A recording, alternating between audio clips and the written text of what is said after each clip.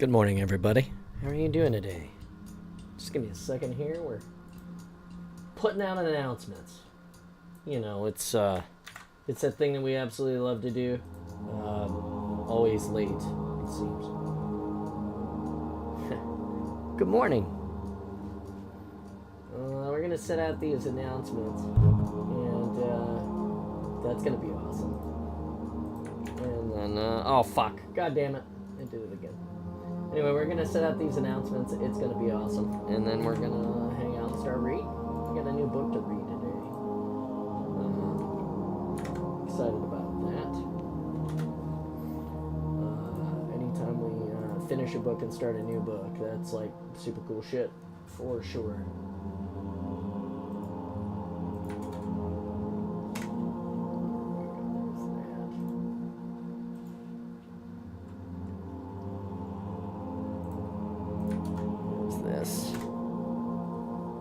Doing this morning? 3 people already. Jesus, you guys are amazing. What the hell am I doing down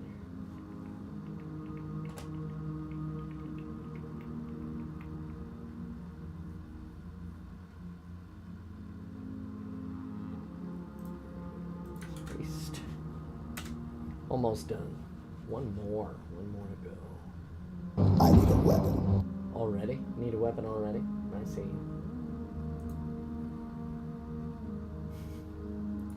How are you? I'm doing great. We're just getting ready to start this thing up. I'm just putting in all the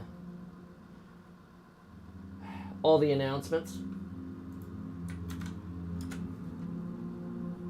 so that people can see that I'm doing this cool stuff and all of that.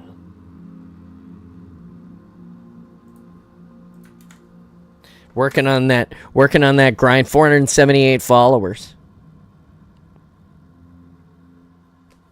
37 subs on a quest for 50. And with a stretch goal of 80. Hello, everyone. And good morning.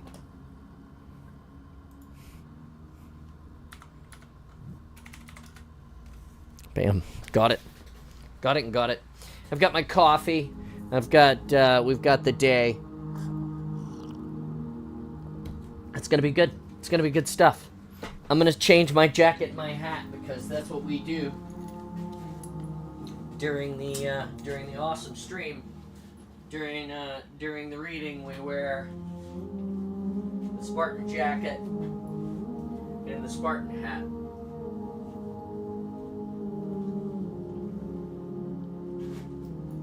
Because that's what I like to do is wear my Spartan jacket, my Spartan hat. It keeps continuity.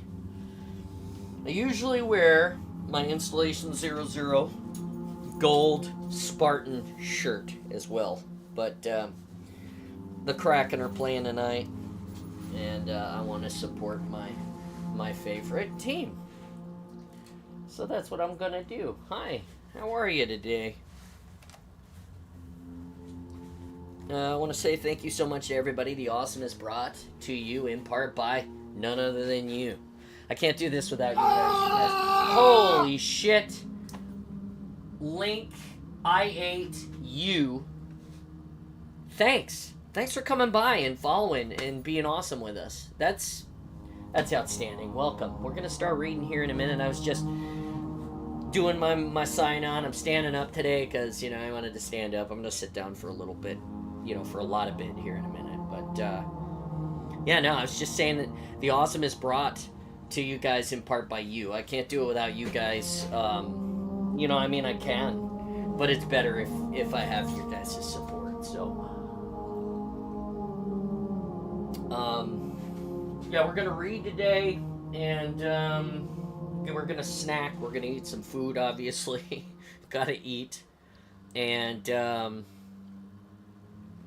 what else are we going to do today? I keep saying we're going to get back into crafting, but I just finished all of that hardcore crafting before HCS Worlds. And so I kind of want to take a little bit of a baby break from that which is what I think I'm gonna do. We do have some models. You know, we do build the styrene model airplane kits, the Gundams, and all that shit. And eventually, at some point, we'll build one of those too. Couple of shout outs before we start. Shout out to Oakham. Shout out to Installation 00. Shout out to the Halo Sandwich Club. Best sandwich ever. I just it hasn't been featured in the stream for a couple of days, so I wanted to make sure that we got it in here today. So there it is, the sandwich. The sandwich is here. Sandwich is so good. Anyway, how are you guys doing today? How's everybody? How is life? Are you guys ready to sit down and read another Halo novel? If you're interested in following up, or if you haven't heard a lot of the other novels that we've read so far at this point today, we've read, let's see, The Fall of Reach. We have read The Flood. We've read First Strike. And we just finished Ghosts of Onyx. Yep. So we're on book number 5 now, which means I have to create a new playlist. That's right, Contact Harvest. After this is over, we'll create a new playlist, and we'll have that, so you guys can go and find all of those other books that we've read.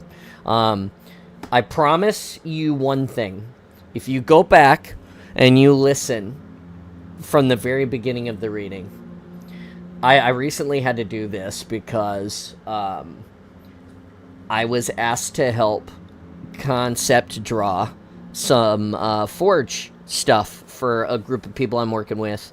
I'm trying really hard to get the last unicorn that I don't have, and that's the Forge unicorn from Halo Infinite. And in order to do that, you have to have a map that is forged, and you have to be on the publishing roster, and it has to be accepted by 343 and then placed into a community rotation, and then you get this unicorn. So I'm trying really hard to work with people in the community who have it to try to get it for myself, which I'm really excited about.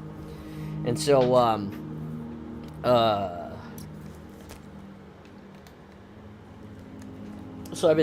was working on that, and I had to go back and listen to The Fall of Reach because I needed to listen to chapter 14, you know, to get some references and really set myself back into the moment and kind of understand, like, you know, where we're at and what we're doing and how we're doing that. And wow.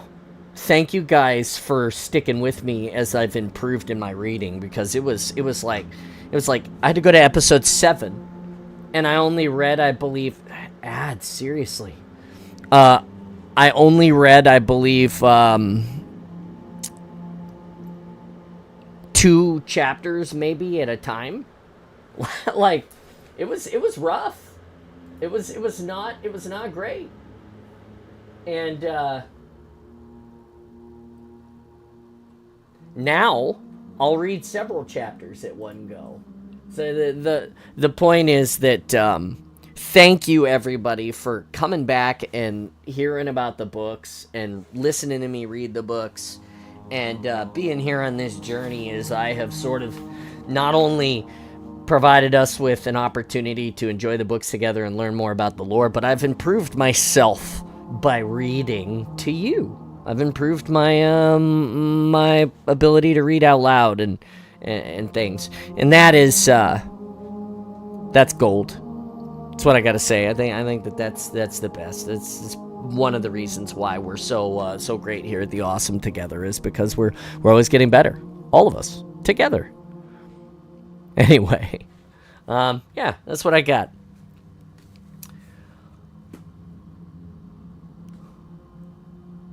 Weird.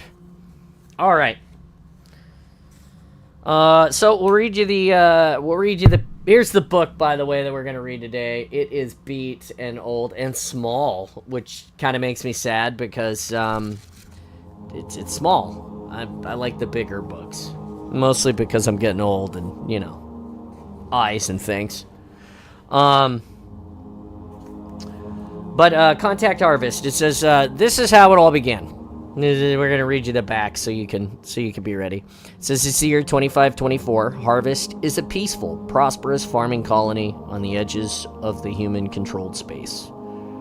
But we have trespassed on holy grounds, strayed into the path of an aggressive alien empire known as the Covenant. What begins as a chance encounter between an alien privateer and a human human freighter catapults mankind into a struggle for its very existence. But humanity is also locked in a bitter civil war known as the Insurrection. So, the survival of Harvest citizens falls to a squad of battle-weary UNSC Marines and their inexperienced colonial militia trainees. In this unlikely group of heroes, one stands above the rest, a young Marine Staff Sergeant named Avery Johnson. So, the book is going to be about him, Sergeant Johnson, and his experience long before we become the Master Chief, or, learn about the Master Chief. I'm not sure why I just didn't read this book first. But who knows? Anyway, that's what we're reading today. The book is by Joseph Staten, and it says it's based on the game. It says it's rated M for mature. This book originally sold for $7.99, and it was published in. Hold on. It's all the best stuff here, isn't it?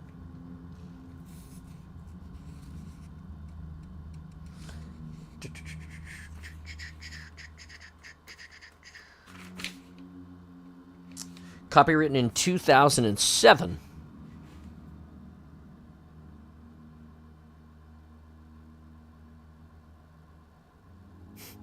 Note, if you've purchased this book without a cover, you should be aware that this is stolen property and is reported as unsold or destroyed.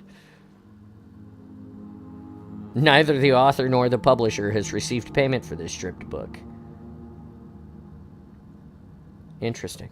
This is a work of fiction. All the characters, organizations, and events portrayed in this novel are products of an author's imagination and are used fictitiously. Have you ever read the inside of one of these before? I mean, I usually read the inside of these covers for you guys so you know about the trademarks and things before I read them, but this is crazy. First mass market edition was printed in April of 2009. The very first edition was printed in 2007, which is this. Printed only in the United States of America, according to this. And he opens the book with, "For Susan, whose support never wavered." Isn't that amazing? 15 minutes in, it's the awesome. Thank you for stopping by. We're going to say this. We're at 479 followers. Thank you so much for Linky8U, who has showed up today to drop the new follow. And welcome again. 37 subs on a quest for 50. Our stretch goal is 80. We're reading Contact Harvest for a little bit. I obviously won't talk to you, won't really respond much to the chat, but you guys go ahead and chat with each other, and I'll try to catch up when we're done reading, however long that takes. I got my cup of coffee, and hopefully you do too. Here's the bookmark. The bookmark is part of the Spartan Space lore because we show it every time we get started.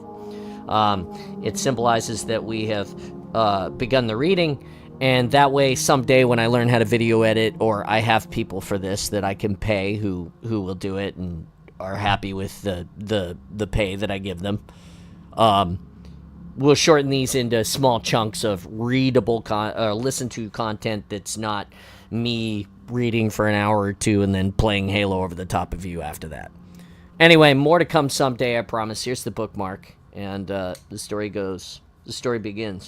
Ooh, the story begins. Interesting.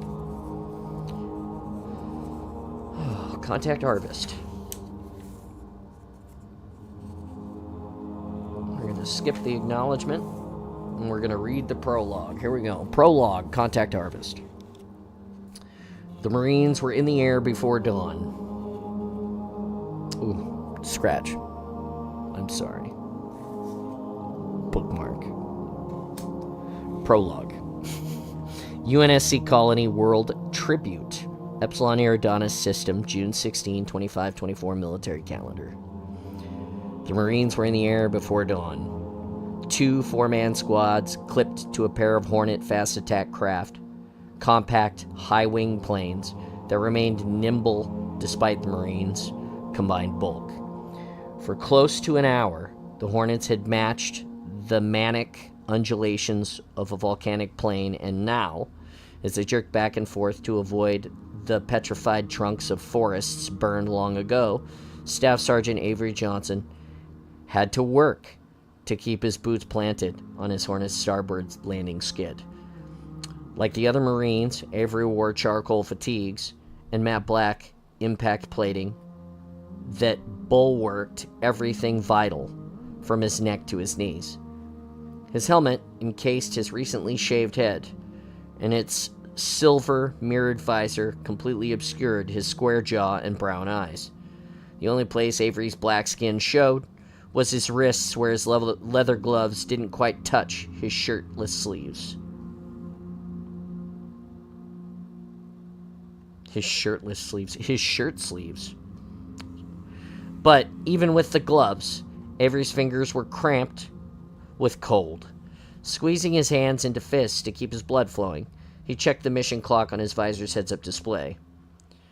Just as the luminous blue numbers hit 57 minutes, 16 seconds, the planes crested the line of crumbling hills, and Avery and the other Marines got their first line of sight view of the objective, one of Tribute's struggling industrial settlements, and somewhere inside the town, a suspected insurrectionist bomb shop.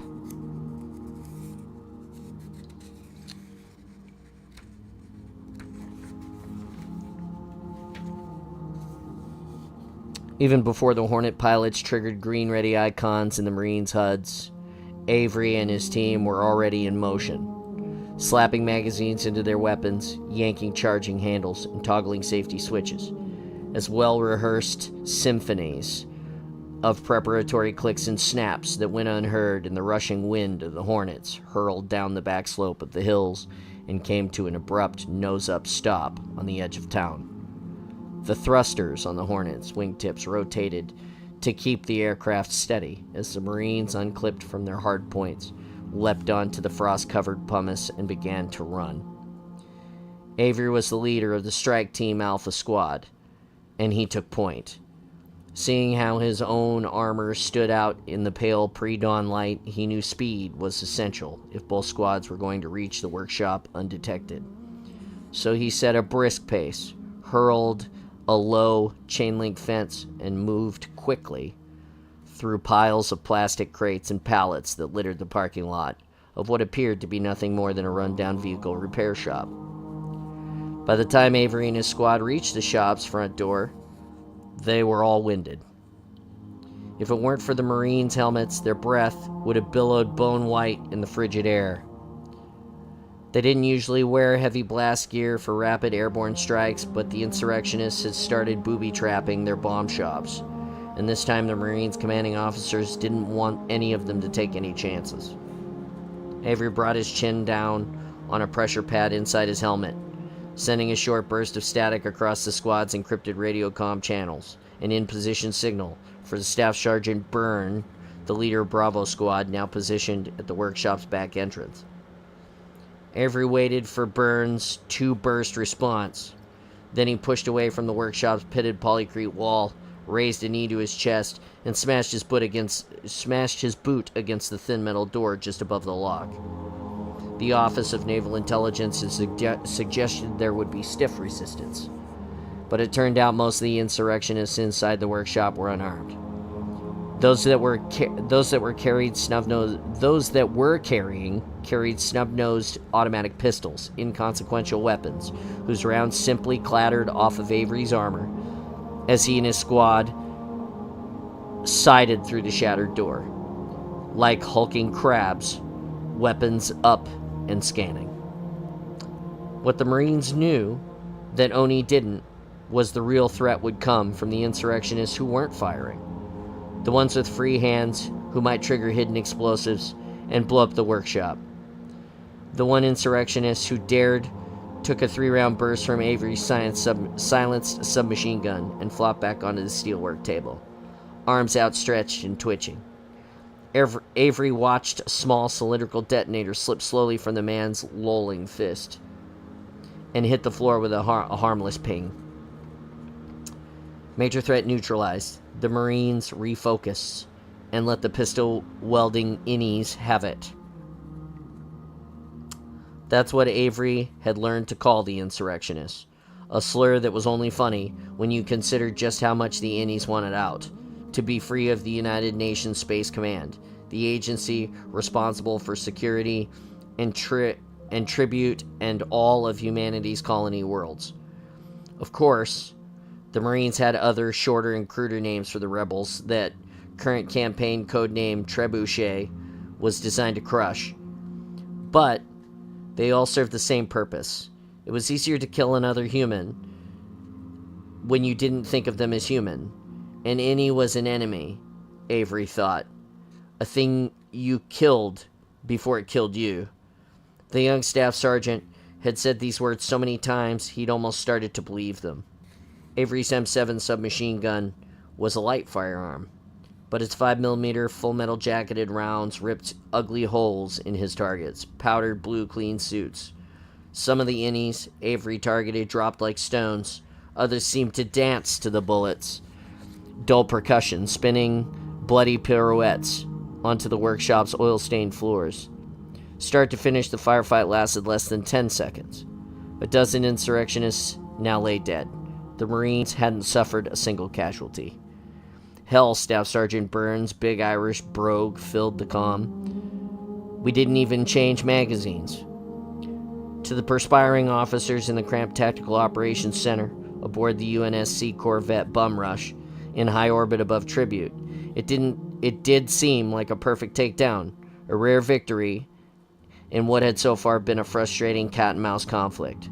But then, Avery cautioned, Argus online, haven't seen anything yet. The staff sergeant pulled his chin off of the comm switch inside of his helmet and continued sweeping the air around him with a palm-sized wedge of black plastic perforated by microscopic holes. This was a tactical version of the Argus device, a portable laser spectrometer used to sniff out traces of explosive chemical compounds. Larger, more powerful units were deployed at Tribute spaceports, highways, toll plazas, and maglev train stations, all of the major choke points of the colony's transport grid. Despite the density of coverage, the innie bomb makers had become quite adept at fooling the system by concealing their explosives in ever-changing mixtures of non-volatile compounds. Every time they hit a target with something an Argus thought was no more dangerous than, say, a bar of soap, Oni would analyze the explosive residue and add the new chemical signature to the detection database. Unfortunately, this was a reactive strategy that heavily favored the insurrectionists, who were constantly changing the recipes. Avery frowned at the Argus. The thing was clicking loudly, trying to get a lock on what it believed might be a new mix, but the firefight had filled the air with an invisible soup of chemical possibilities.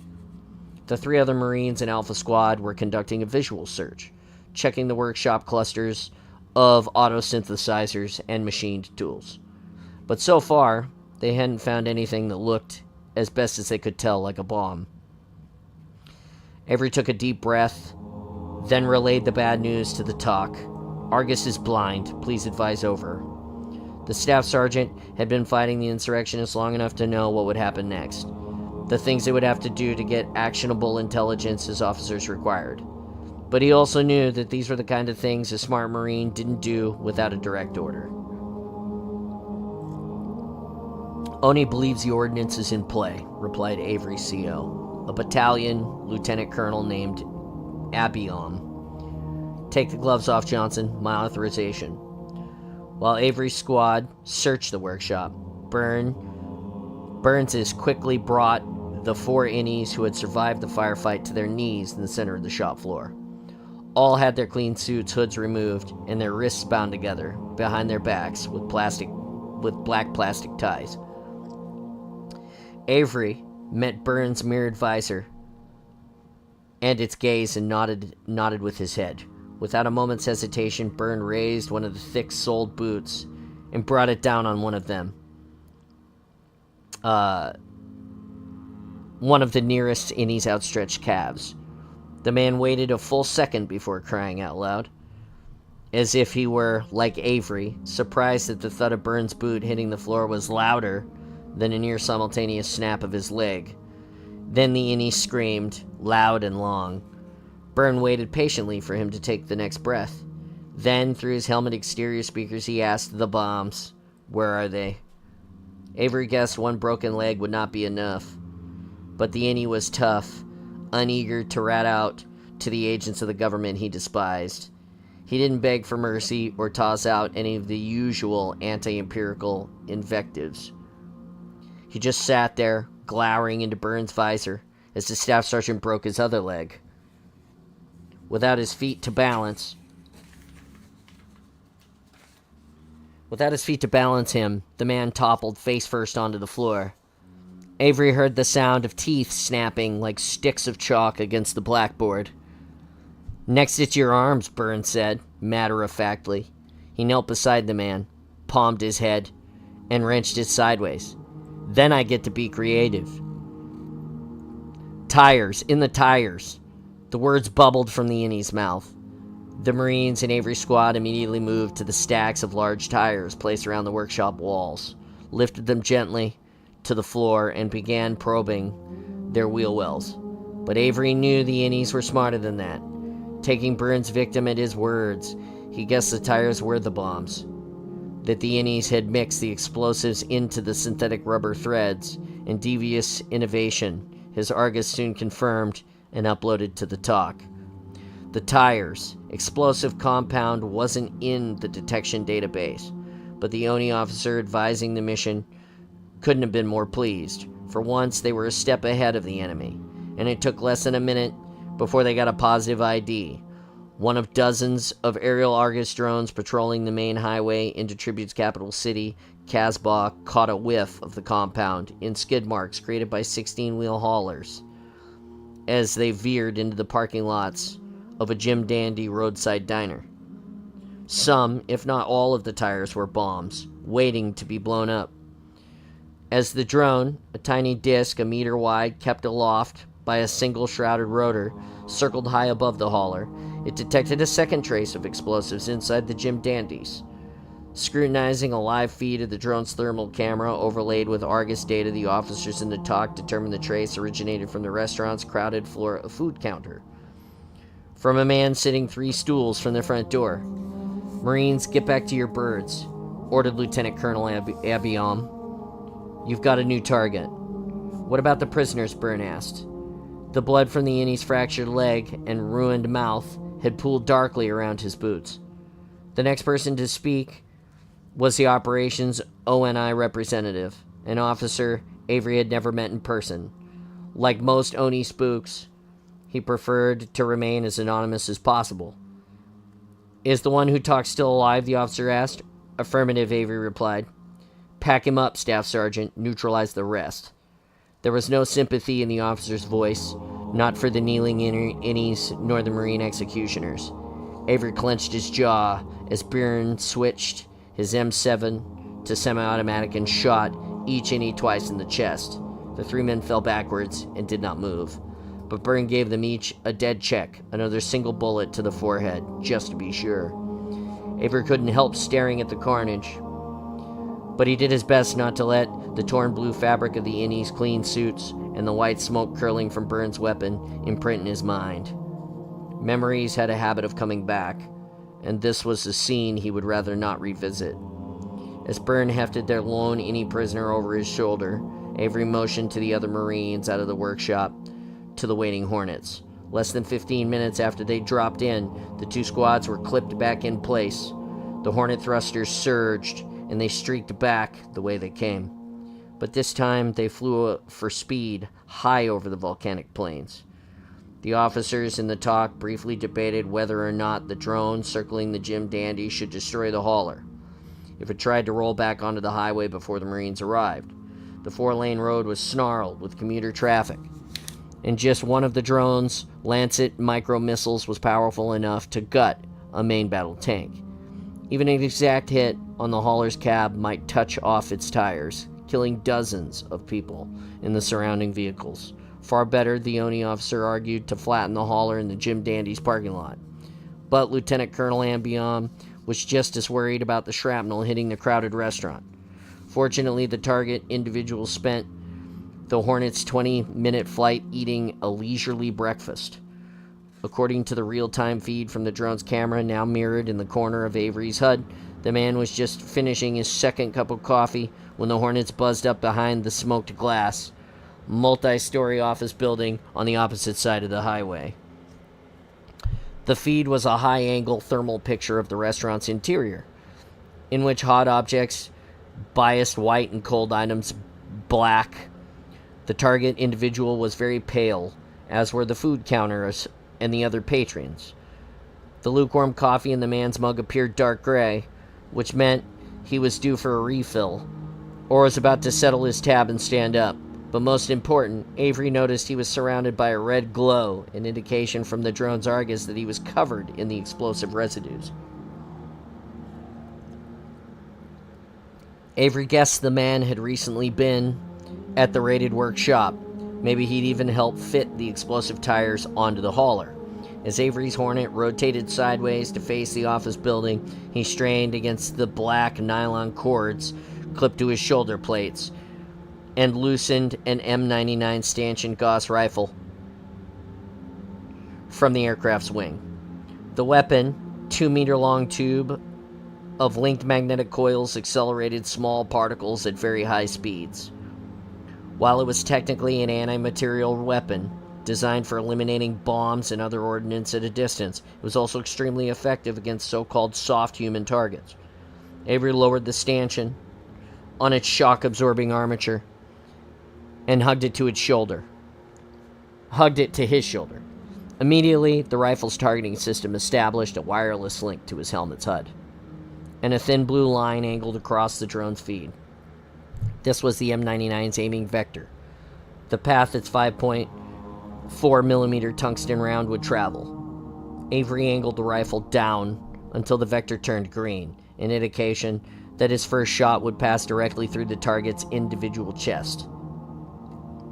Almost as if the man could feel the invisible line enter through his left armpit and exit just below his right, he swiped his credit chip against the counter and swiveled around on his stool. Avery thumbed a solid-state switch in the stanchion stock. The weapon chirped twice, indicating its battery was fully charged. He performed 2 calming breaths and whispered, "Target acquired, request permission to fire."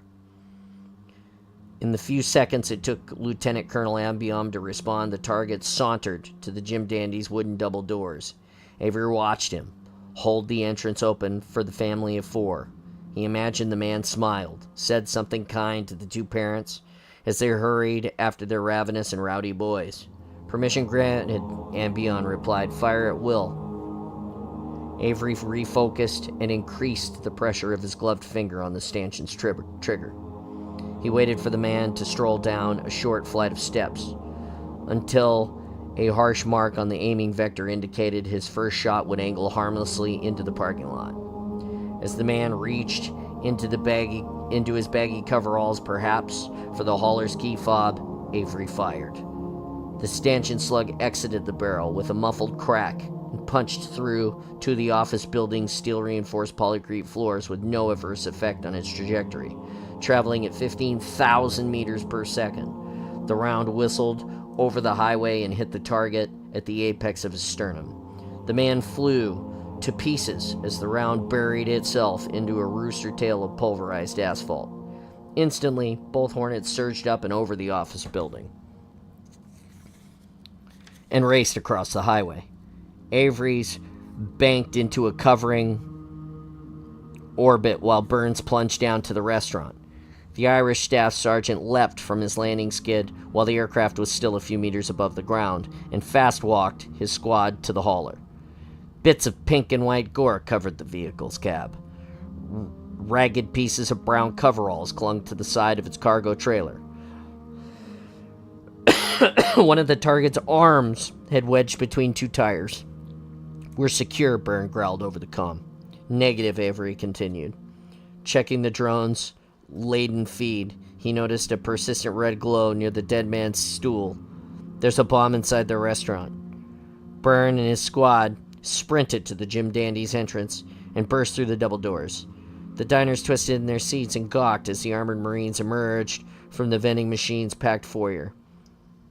One of the waitresses held out a menu, an involuntary gesture that earned a rough shove from Byrne as he muscled past. The staff sergeant Argus clattered like an enraged insect as he pulled something from under the food counter, a purse, burgundy mesh with a gold chain. At that moment, the door to the restaurant bathrooms in the far end of the counter swung open. A middle-aged woman in black pants and a cropped corduroy coat stepped through, casually flicking water from her freshly washed hands. When she saw the armored hulks of Bravo Squad, she stopped mid-stride. Her heavily mascaraed eyes darted toward the purse, her purse. On your knees, Byrne bellowed. Hands on your head. But as the staff sergeant lowered the purse to the counter and brought his M7 to bear, the woman leapt toward the table where the family of four had just gotten settled. She hooked an arm around the neck of the youngest boy and wrenched him out of his chair. He couldn't have been any more than 4 years old.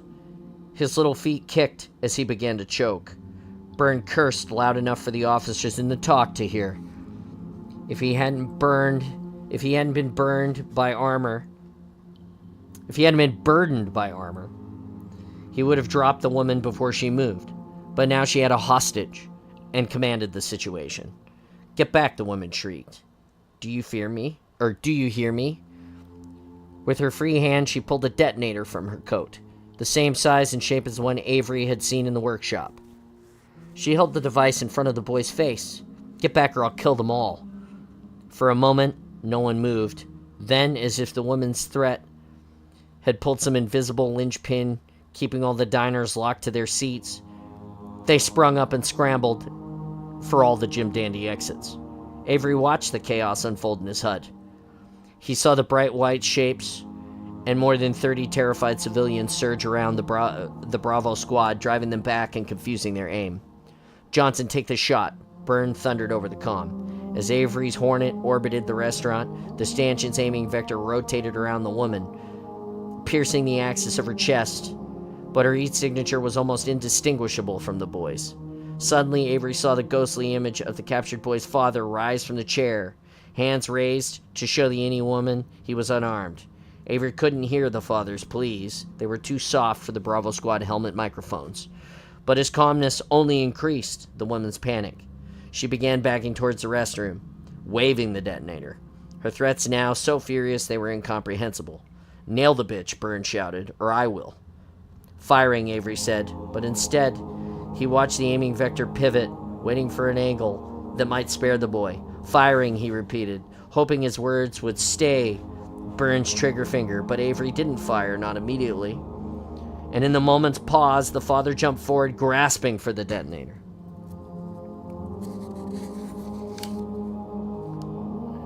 Avery could only stare as the woman tumbled backwards, father on top of the boy, pressed between. He heard the rattle of Byrne's M7, then the muffled thump of the bomb on the purse, followed by the earth-shaking boom of the hauler tires. The drone's feed bleached painfully bright, slamming Avery's eyes shut. Then a wall of shock and heat tossed him back hard against the Hornet's airframe. The last thing Avery remembered before he slacked inside his armor was the sound of thrusters fighting for altitude. A noise like a scream, more than a moan. Part 1. Chapter 1.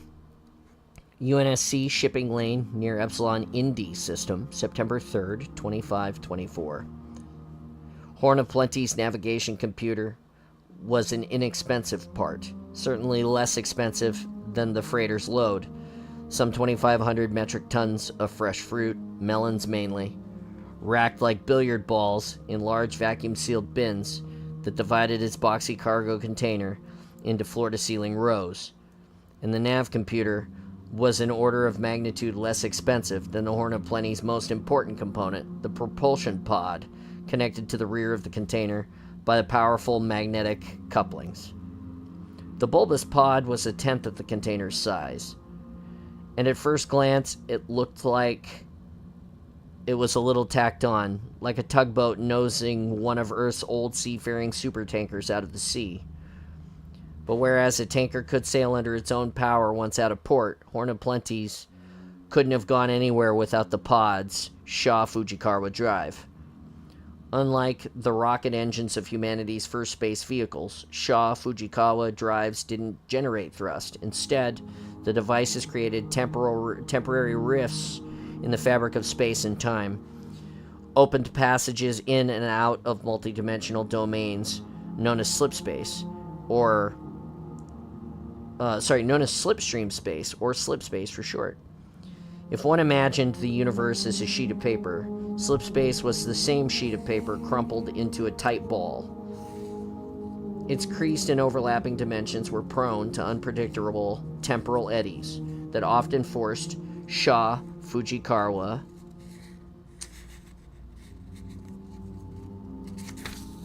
drives to abort a slip, bringing their vessels back into the safety of the normal universe, thousands of sometimes millions of kilometers from their planet destination. A short intra-system slip between two planets took less than an hour.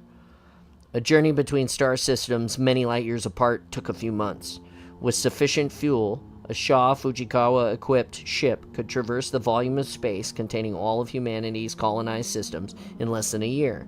Indeed, without Tobias Shaw's and Wallace Fujikawa's late 23rd century invention, humanity would still be bottled up inside Earth's solar systems. And for this reason, some modern historians had gone so far as to rank the slipspace drive as humanity's most important invention, bar none. Practically speaking, the enduring brilliance of slipspace drives was their reliability. The drive's basic design had not changed very much over the years, and they rarely malfunctioned so long as they were properly maintained, which was of course why Horn of Plenty's had run into trouble. Rather than slipping all the way from Harvest to the next nearest colony, Madrigal, Horn of Plenty exited halfway between the two planet systems, tore back into normal space at coordinates that could have easily been occupied by an asteroid or any other nasty incidental object. Before the ship's nav computer really knew what had happened, the freighter was in an end-over-end tumble, its propulsion pod jetting a plume of radioactive coolant. The UNSC, Department of Commercial Shipping, would later classify Horn of Plenty's drive failure as a slipspace termination, preventable, or an STP for short.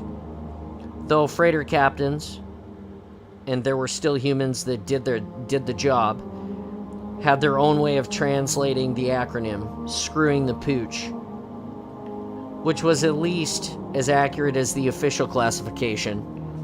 Unlike a human captain whose brain might have seized with the terror of unexpected deceleration from faster than light speed, Horn of Plenty's nav computer was perfectly composed as it fired a series of bursts from the propulsion pod's hydrazine maneuvering rockets, brought the crippled freighter to a stop before the torsion of its tumble sheared its propulsion pod from the cargo container. Crisis averted, the nav computer began a dispassionate damage assessment and soon discovered the breakdown cause. The pair of compact reactors refueling the Shaw Fujikawa drive, had overflowed their shared waste containment system. The system had fault sensors, but these were long overdue for replacement, and had failed when the reactors maxed power to initiate the slip. When the reactor overheated, the drive shut down, forcing Horn of Plenty's abrupt exit. It was a maintenance oversight, pure and simple, and the nav computer logged it as such. Had the nav computer possessed a fraction of the emotional intelligence of a so-called smart artificial intelligence required on larger vessels, it might have taken a moment to consider how much worse the accident could have been.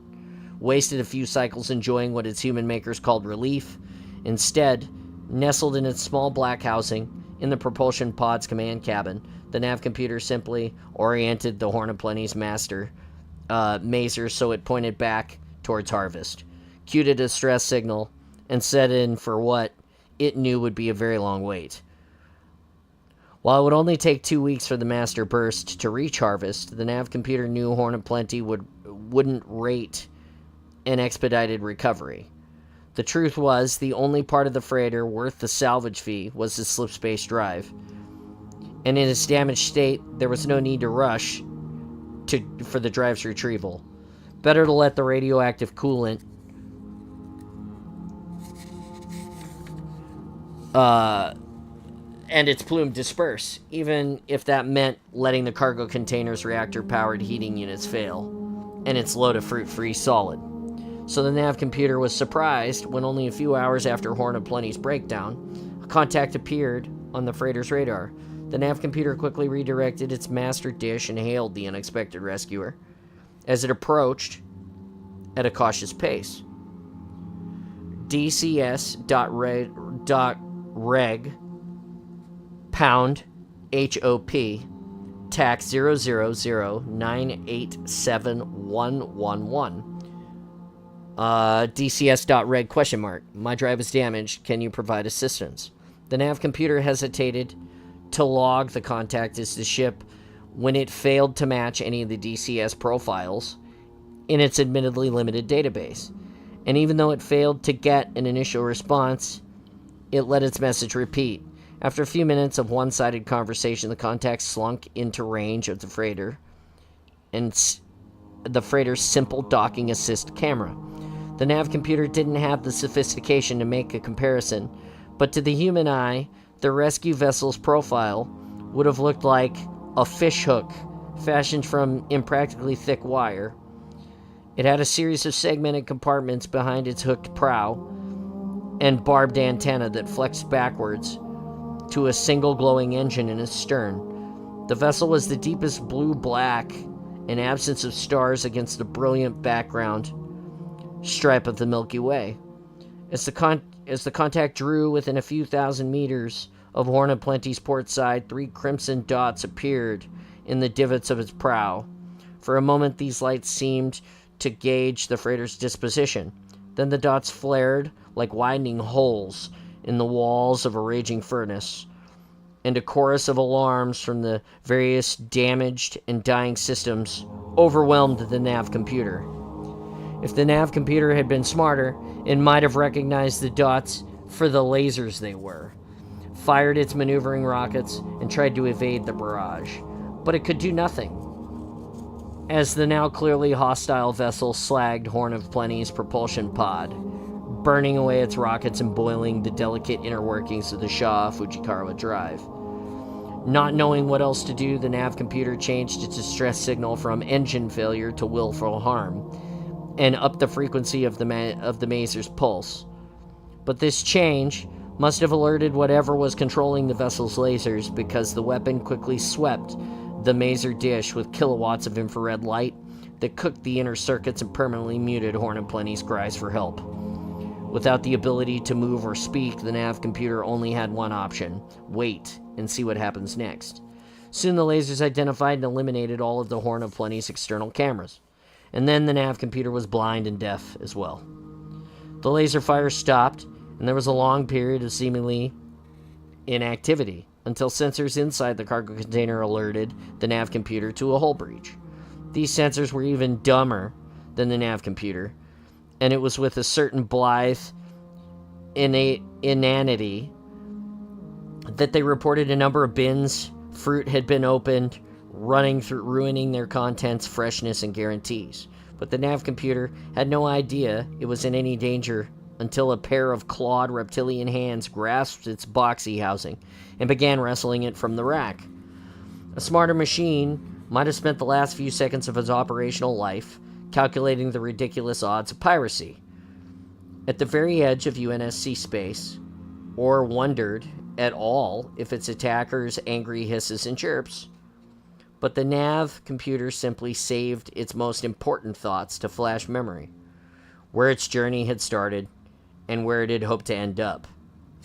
As its assailant found purchase at the back of the housing and tore it away from the Horn of Plenty's power grid. 320 hours, 51 minutes, and 7 0.8 seconds later, Sif, the AI that facilitated Harvest shipping operations, registered Horn of Plenty's distress signal.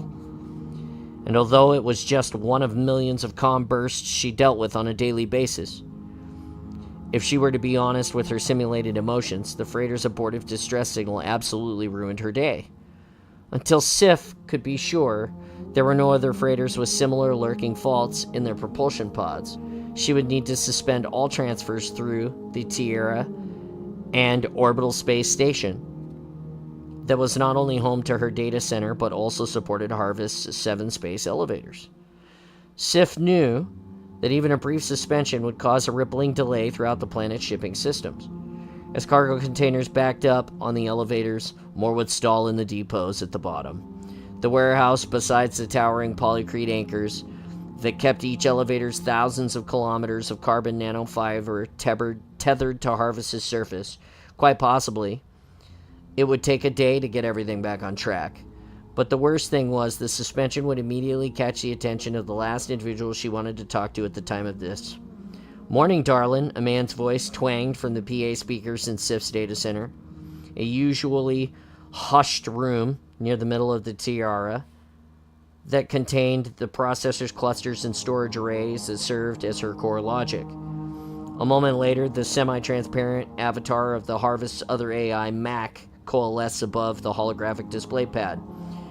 A silver cylinder in the center of the low pit that held Sif's hardware towers. Mac's avatar only stood a half a meter tall, but he looked every inch the hero of an old spaghetti western. He wore crackled leather work boots, blue denim jeans, and a gingham pearl snap shirt rolled to his elbows. His avatar was covered in dust and grime, as if he'd just stepped down from the tractor after a long day's work in the fields. Mac removed a cowboy hat that might have once been black, but was now sun-bleached gray, exposing a mess of dark-colored hair. "What seems to be the holdup?" he asked, wiping his sweaty brow with the back of his wrist. Sif recognized the gesture as an indication that Mac had taken time away from some other important task to pay her a visit. But she knew this wasn't exactly true. Only a small fragment of Mac's intelligence was manifested inside of the Tiara. The rest of the Harvest agricultural AI operations were busy in his own data center, in a lonely sub-basement on a planet's reactor complex. Sif didn't pay Mac the courtesy of presenting her own avatar. Instead, she sent his fragment a terse text comm: harvest.so.ai.sif, harvest.ao.ai.mac. Uplift will revert to normal by 0742. She hoped her nonverbal response would cut their conversation short, but as was often the case, Mac regarded even Sif's most disdainful bites as an invitation for further disclosure. "Well, now, is there anything I can do to help?" Mac continued in his southern drawl. "If it's a balance issue, I'd be mighty happy. Uplift will revert to normal by 0742. Your assistance is not required." With that, Sif abruptly cut power to the holopad. Mac's avatar shuddered and dispersed. Then she purged his fragment from her comm buffer. She was being rude, to be sure, but Sif simply couldn't take any more of Mac's falsky, flirtatious elocution. Simulated sweat notwithstanding, Sif knew Mac's job was at least as challenging as her own. While she lifted Harvest's produce and sent it on its way, Mac grew it and loaded it. He had his own demanding charges. Almost 1 million Jotuns, semi-autonomous machines that performed every imaginable farming chore. But Sif also knew that Mac, a smart AI like her, functioned at incredible speeds. In the time it had taken him to say everything from morning to happy, he could have accomplished any number of complex tasks. Calculate the upcoming season's crop yields, for example. Something Sif knew he had been putting off for weeks. The algorithm that helped Sif's core logic deal with unexpected bursts of emotion cautioned her not to get angry. But they approved of her justification. Actual speech was so horribly inefficient that it was only appropriate between AI and human beings. With the advent of the first smart AI in the mid-21st century, There was widespread concern that they might be too capable and would soon render human intelligence obsolete. Adding the capability for vocal expression became a critical feature of these early AI because it made it less threatening.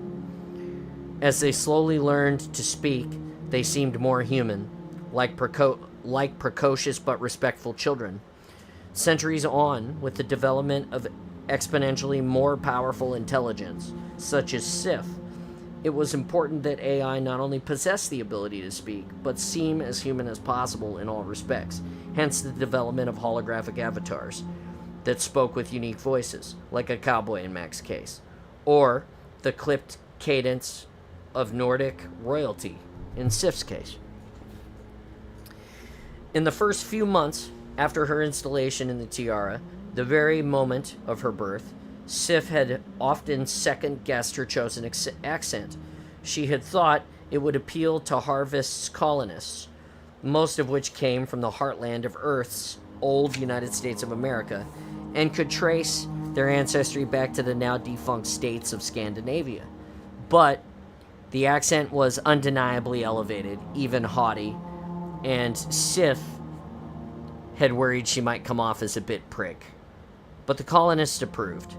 To them, in an odd sort of way, Sif was royalty, the benign ruler of Harvest, links to the rest of the empire. Even so, she was careful to limit her vocal contact with the colonists. As far as the integrity of her core logic went, speaking was an indulgence. And following the advice of her algorithms, Sif did her best to avoid behavior that was even the least bit narcissistic. For a smart AI, self-absorption invariably led to a deep depression caused by the realization that it could never really be human, that even its incredible mind had limits. If the AI wasn't careful, this melancholy could drag its core logic into terminal states known as rampancy, in which an AI rebelled against its programming constraints, developed delusions of godlike powers, as well as utter contempt for its mentally inferior human makers. When this happened, there was really no option but to terminate the AI before it could do itself and others serious harm. Mac's insistence on speaking to Sif was clear evidence of self-indulgence, but Sif didn't think it was proof of impending rampancy. No, she knew Mac spoke to her for an entirely different reason. As he had told her many times before, "Darlin', as much as I'd like to see you smile, you sure are pretty when you're angry." Indeed, since Mac's intrusion, the temperature inside Sif's core logic had jumped up a few kelvins, a real physical reaction to her simulated feelings of annoyance and disdain. Her emotional restraint algorithms insisted these were perfectly acceptable reactions to Mac's inappropriate behavior, as long as she didn't dwell on them. So Sif refreshed the coolant around her core's nanoprocessing matrix, wondering as dispassionately as possible if Mac would dare initiate a second conversation. But the comm hitting her data center was now just a chorus of concern from circuits in the cargo containers idling at her elevators and nav computers in propulsion pods holding station around Tiara. Sif's blanket shipping delay had thousands of lesser intelligences worried and confused. She assigned more of her clusters to the task of surveying the pods, maintenance records, and then, like a mother of the brood of needy children, did her best to keep them calm. Harvest.so.ai.sif, Tiara local all. This is an intentional delay. Uplift will revert to normal by 7:42. You will soon be on your way. When Harvest was founded in 2468, it not only became the 17th UNSC colony world, but the farthest colony from the Earth, the only habitable planet in the Epsilon Indi star system. Harvest was a 6-week slipspace shot from the next nearest human world, Madrigal, and a little more than 2 months from Reach, humanity's most populous colony on the locus of UNSC power in Epsilon Eridanus. All of which meant Harvest wasn't a very easy place to get to. So why go? Sif often asked the groups of school children from Harvest that were, other than her maintenance techs, the Tierra's most frequent visitors. The simple answer was that even though terraforming technology had limits, atmospheric processors could nudge a generally suitable planet towards sustainability, but they couldn't remake worlds. As a result, during the colonization boom that followed the invention of the Shaw Fujikawa Drive, the UNSC had focused on planets that were capable of supporting life. From the get-go, not surprisingly, these were few and far between. Because of its distance from Earth, if Harvest had merely been livable, no one would have bothered to go. There was still plenty of elbow room on the core worlds, the colonies closest to Earth. But Harvest was also exponentially fertile, and within 2 decades of its founding, it had the highest per capita agricultural productivity rate of any colony. Harvest's foodstuffs now fed the population of no less than 6 other worlds, a fact that was even more impressive given the planet's size. With an equatorial diameter of slightly more than 4,000 kilometers, Harvest was about a third the size of Earth.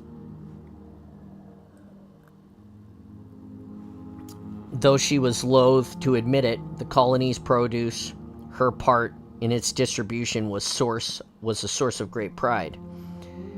Now, however, all Sif felt was disappointment. The results of her survey were in, and it turned out Horde of Plenty's accident had been her fault. The freighter's propulsion pod was months overdue for service. It was something that Madrigal's shipping operations AI should have flagged before transitioning the pod to Harvest, but Sif had missed it too, and now the breakdown was her responsibility. She decided to double-check all of the pods by bringing even more clusters online. She still managed to meet her stated deadline. At exactly 7:42, Harvest shipping operations began their slow crawl back to full speed. For a moment, Sif relaxed, focused on the steady pull of the containers as they ascended her strands. Deep inside the core, she recalled a similar sensation.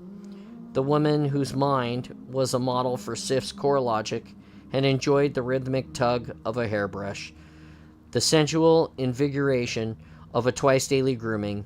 Memories such as this were an expected byproduct of a smart AI's construction. When you scanned a human's brain, strong chemical impressions persisted. Sif appreciated the kinesthetic pleasure of the container's pull, but her algorithms were quick to stifle her enjoyment. She initiated a correspondence subroutine, selected the template for the official DCS loss report, and composed and detailed mea culpa for her supervisors. She added a copy of the Horn of Plenty's abortive distress signal, noting a corrupted sector of the data at the end of the file. Sif ran a quick checksum and decided the bad sector was just garbled bytes of damaged circuits. Then she flashed the report to the nav computer of the freighter wholesale price, which was just about to slip for reach. As quick as possible, Sif forgot about the Horn of Plenty's compressed the maintenance surveys, results, and loss report and tucked them deep inside of her storage array. No sense stewing, her algorithms reminded her, when it would be months before DCS sent word of any disciplinary actions. Besides, Sif knew that unless she wanted to spend all morning fielding more of Mac's flirtatious offers of assistance, she needed to concentrate on her cargo. When a wholesale price drew within 2,000 kilometers its safe slipspace entry point, coordinates at which its Shaw Fujikawa Drive could initiate a rupture without dragging anything but the freighter into the slipstream, its nav computer confirmed that Sif's report was safely cached to flash memory and sent the AI its departure information. But the nav computer ran through its final checklist, hastening to shut down all but most of its essential systems. It received a priority comm. Harvest.ao.ai.mac, DCS.lic, # WP, TAC 00061 4236. Hey partner, hold up. Acknowledged. Mind if I drop you something in the old mailbag? Negative. While Master Burst worked fine, Over relatively short distances, the best way to communicate between colony worlds was to send messages via shipboard memory, traveling at translate speed. Freighters such as Wholesale Price were the 26th century equivalent of Pony Express. In fact, the freighter's nav computer already carried a variety of correspondences from love letters to legal documents, all guaranteed safe and secure delivery by DCS. So there was nothing unusual about Mac's request. Appreciate it, DCS has been on me for weeks about the Q4 projections, so I might come in a little light, but weed is going to be warning privacy breach, DCS.reg, # alpha, TAC 16523.14.821 star. Just adding my note to the ladies. No need to cut the red tape twice, right? Violation, your interaction has been logged. Hey, whoa there. And will be submitted to DCS. Standby reboot. Partner question, you okay? Apology, unknown system error. Please repeat prior request. Nah, we're all set. Have a safe slip, you hear? Affirmative.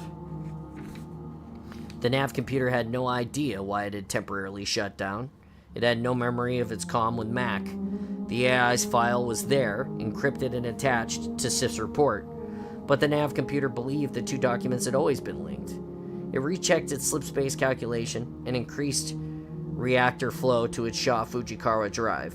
Exactly 5 seconds later, a sunburst of sundered space-time appeared in the Wholesale Price's prow. The rift remained open after the freighter disappeared, its shimmering edges warping the surrounding stars. The blazing hole flickered stubbornly, as it was determined to choose the movement of its closure. But once Wholesale Price moved deeper into the slipstream, pulling its sustaining power with it, the rift collapsed in an insignificant burst of gamma radiation, the quantum mechanical equivalent of a shrug. Chapter 2.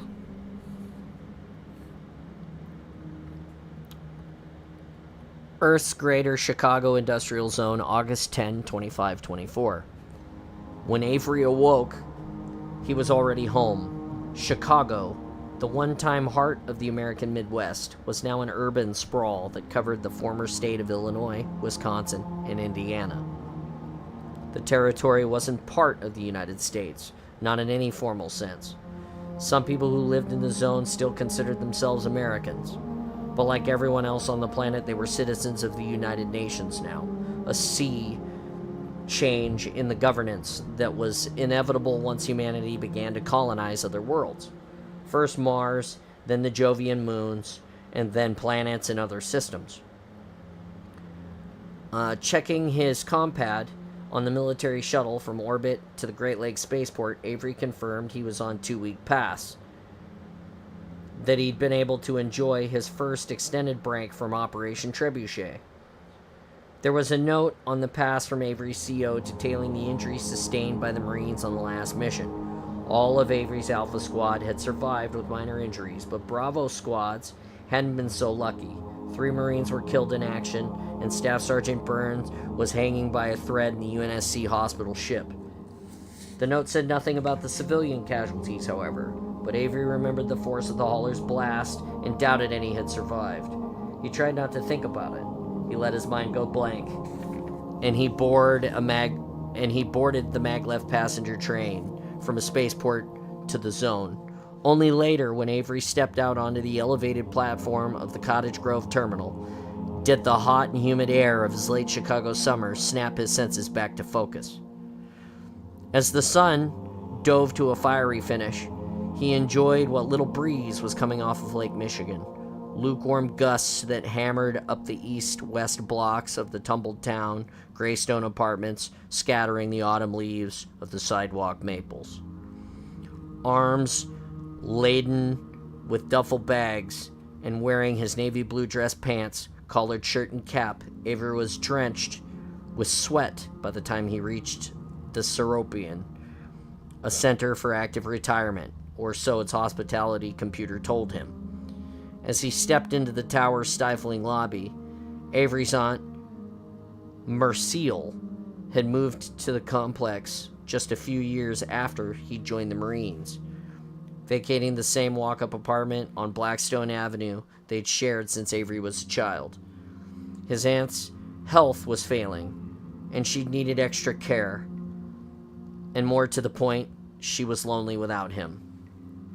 As Avery waited for the elevator that would take him up to the 37th floor, he stared into a recreation room filled with many of the Seroprians' bald and silver-haired residents. Most were clustered around the video display, turned to one of the public comms, all news channels. There was a report of fresh INI attacks in Epsilon Eridanus, a series of bombings that had killed thousands of civilians. As usual, the broadcast featured a UNSC spokeswoman who flatly denied the military's campaign was faltering. But Avery knew the facts. The insurrectionists had already claimed more than 1 million lives. The INI attacks were becoming more effective, and the UNSC reprisals more heavy-handed.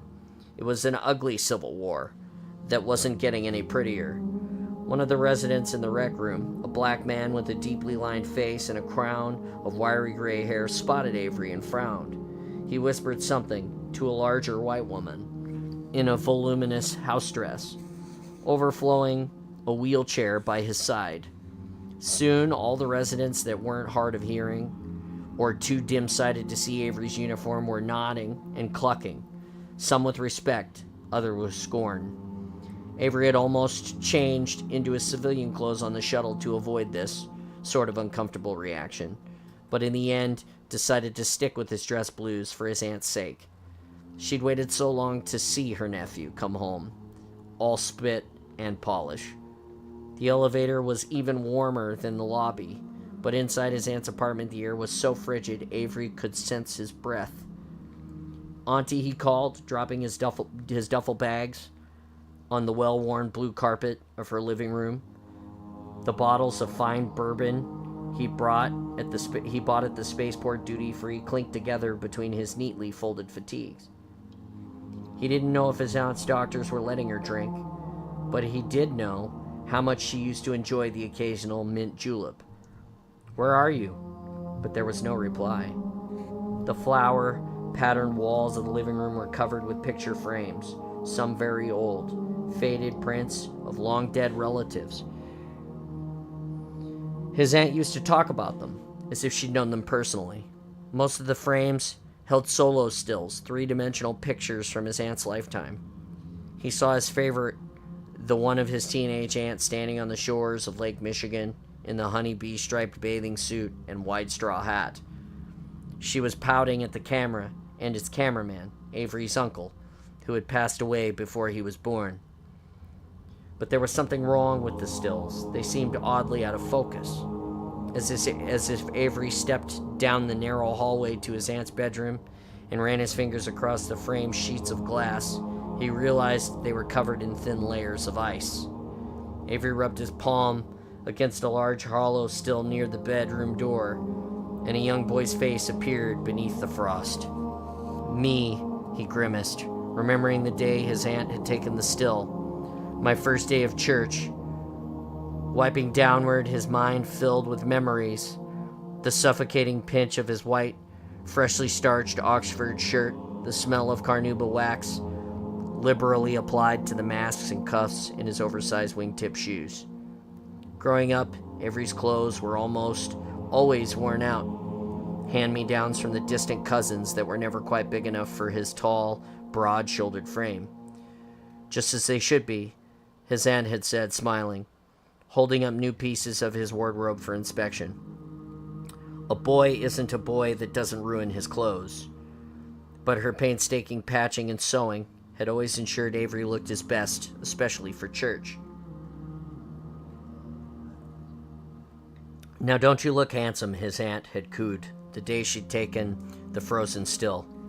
Then, as she'd done up his little paisley tie, "So much like your mother, so much like your father," according to the assessments of an inheritance Avery hadn't understood. There had been no pictures of his parents in his aunt's old house, and there were none in her apartment now.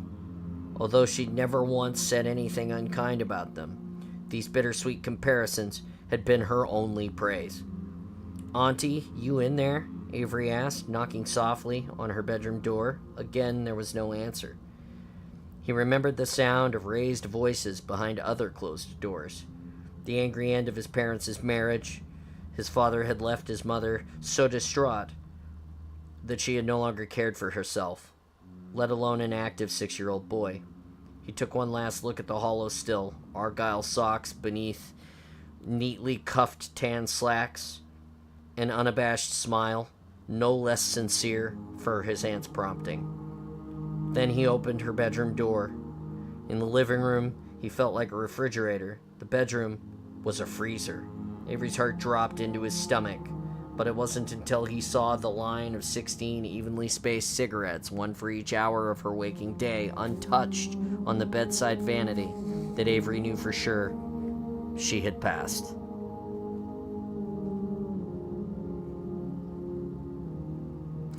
He stared at her body, stiff as a board under the layers of crocheted and quilted blankets, and the sweat on the back of his neck froze solid.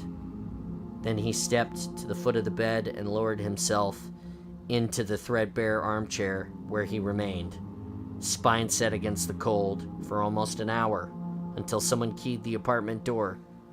"She's in here," muttered one of the complex orderlies as he trampled down the hallway. A young man with a sunken chin and shoulder-length blonde hair peered into the room. "Jesus!" He jumped back, catching sight of Avery. "Who are you?" "How many days?" Avery asked. "What? How many days has she been lying here?" "Listen, unless I know, I'm her nephew," Avery growled, his eyes locked on the bed.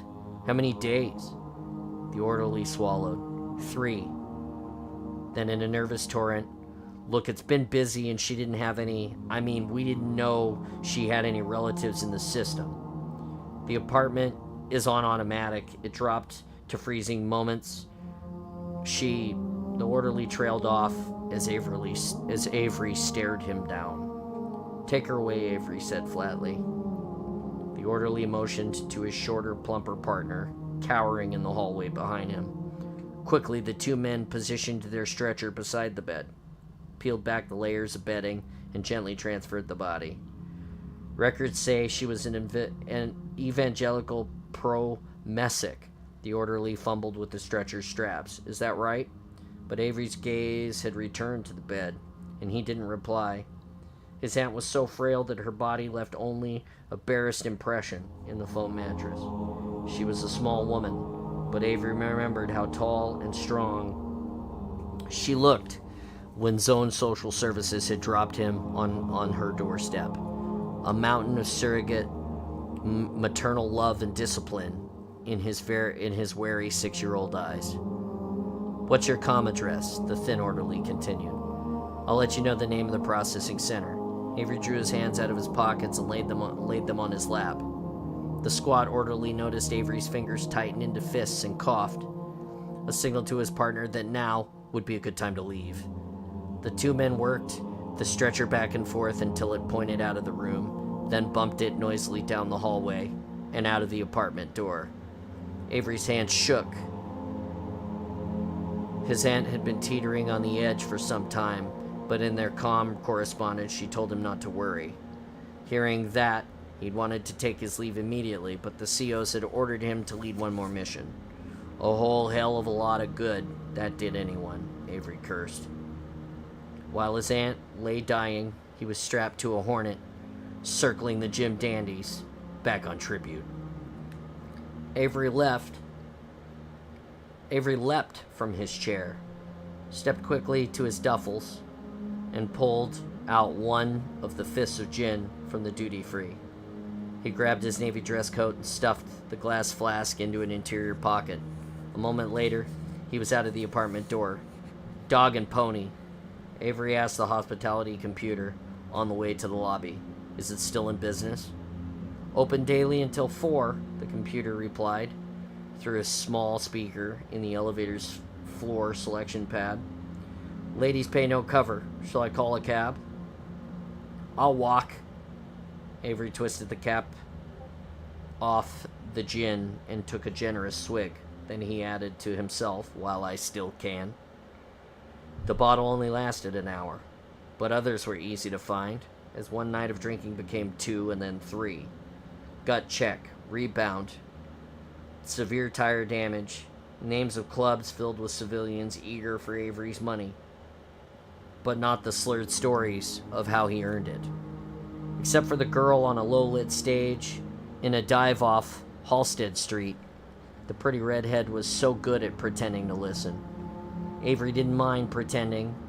It had nothing to do with how often he'd tapped his credit chip against the jeweled reader in her navel. The money drew her freckled skin and smelled and lazy smile closer, until a rough hand fell on Avery's shoulder. "Watch your hand, soldier boy," a bouncer warned, his voice raised above the club's thumping music. Avery looked away from the girl, her back arched high above the stage. The bouncer was tall, with a substantial gut that his tight black turtleneck could barely contain. His strong arms were padded with a deceptive layer of fat. Avery shrugged. "I paid." "Not to touch," the bouncer sneered, revealing 2 platinum incisors. "This is a class establishment." Avery reached for a little round table between his knees and the stage. "How much?" he asked. Raised his credit chip. 500. "Screw you. Like I said, class." "Already spent plenty," Avery muttered. His UNSC salary was modest, and most of that had gone to help with his aunt's apartment. "Ah, now you see," the bouncer jabbed a thumb at the girl. She was slowly sliding backwards on the stage, her smile now a worried frown. "You gotta talk nice, soldier boy." The bouncer tightened up his grip on Avery's shoulder. "She's not one of those innie sluts you're used to out on Epsy."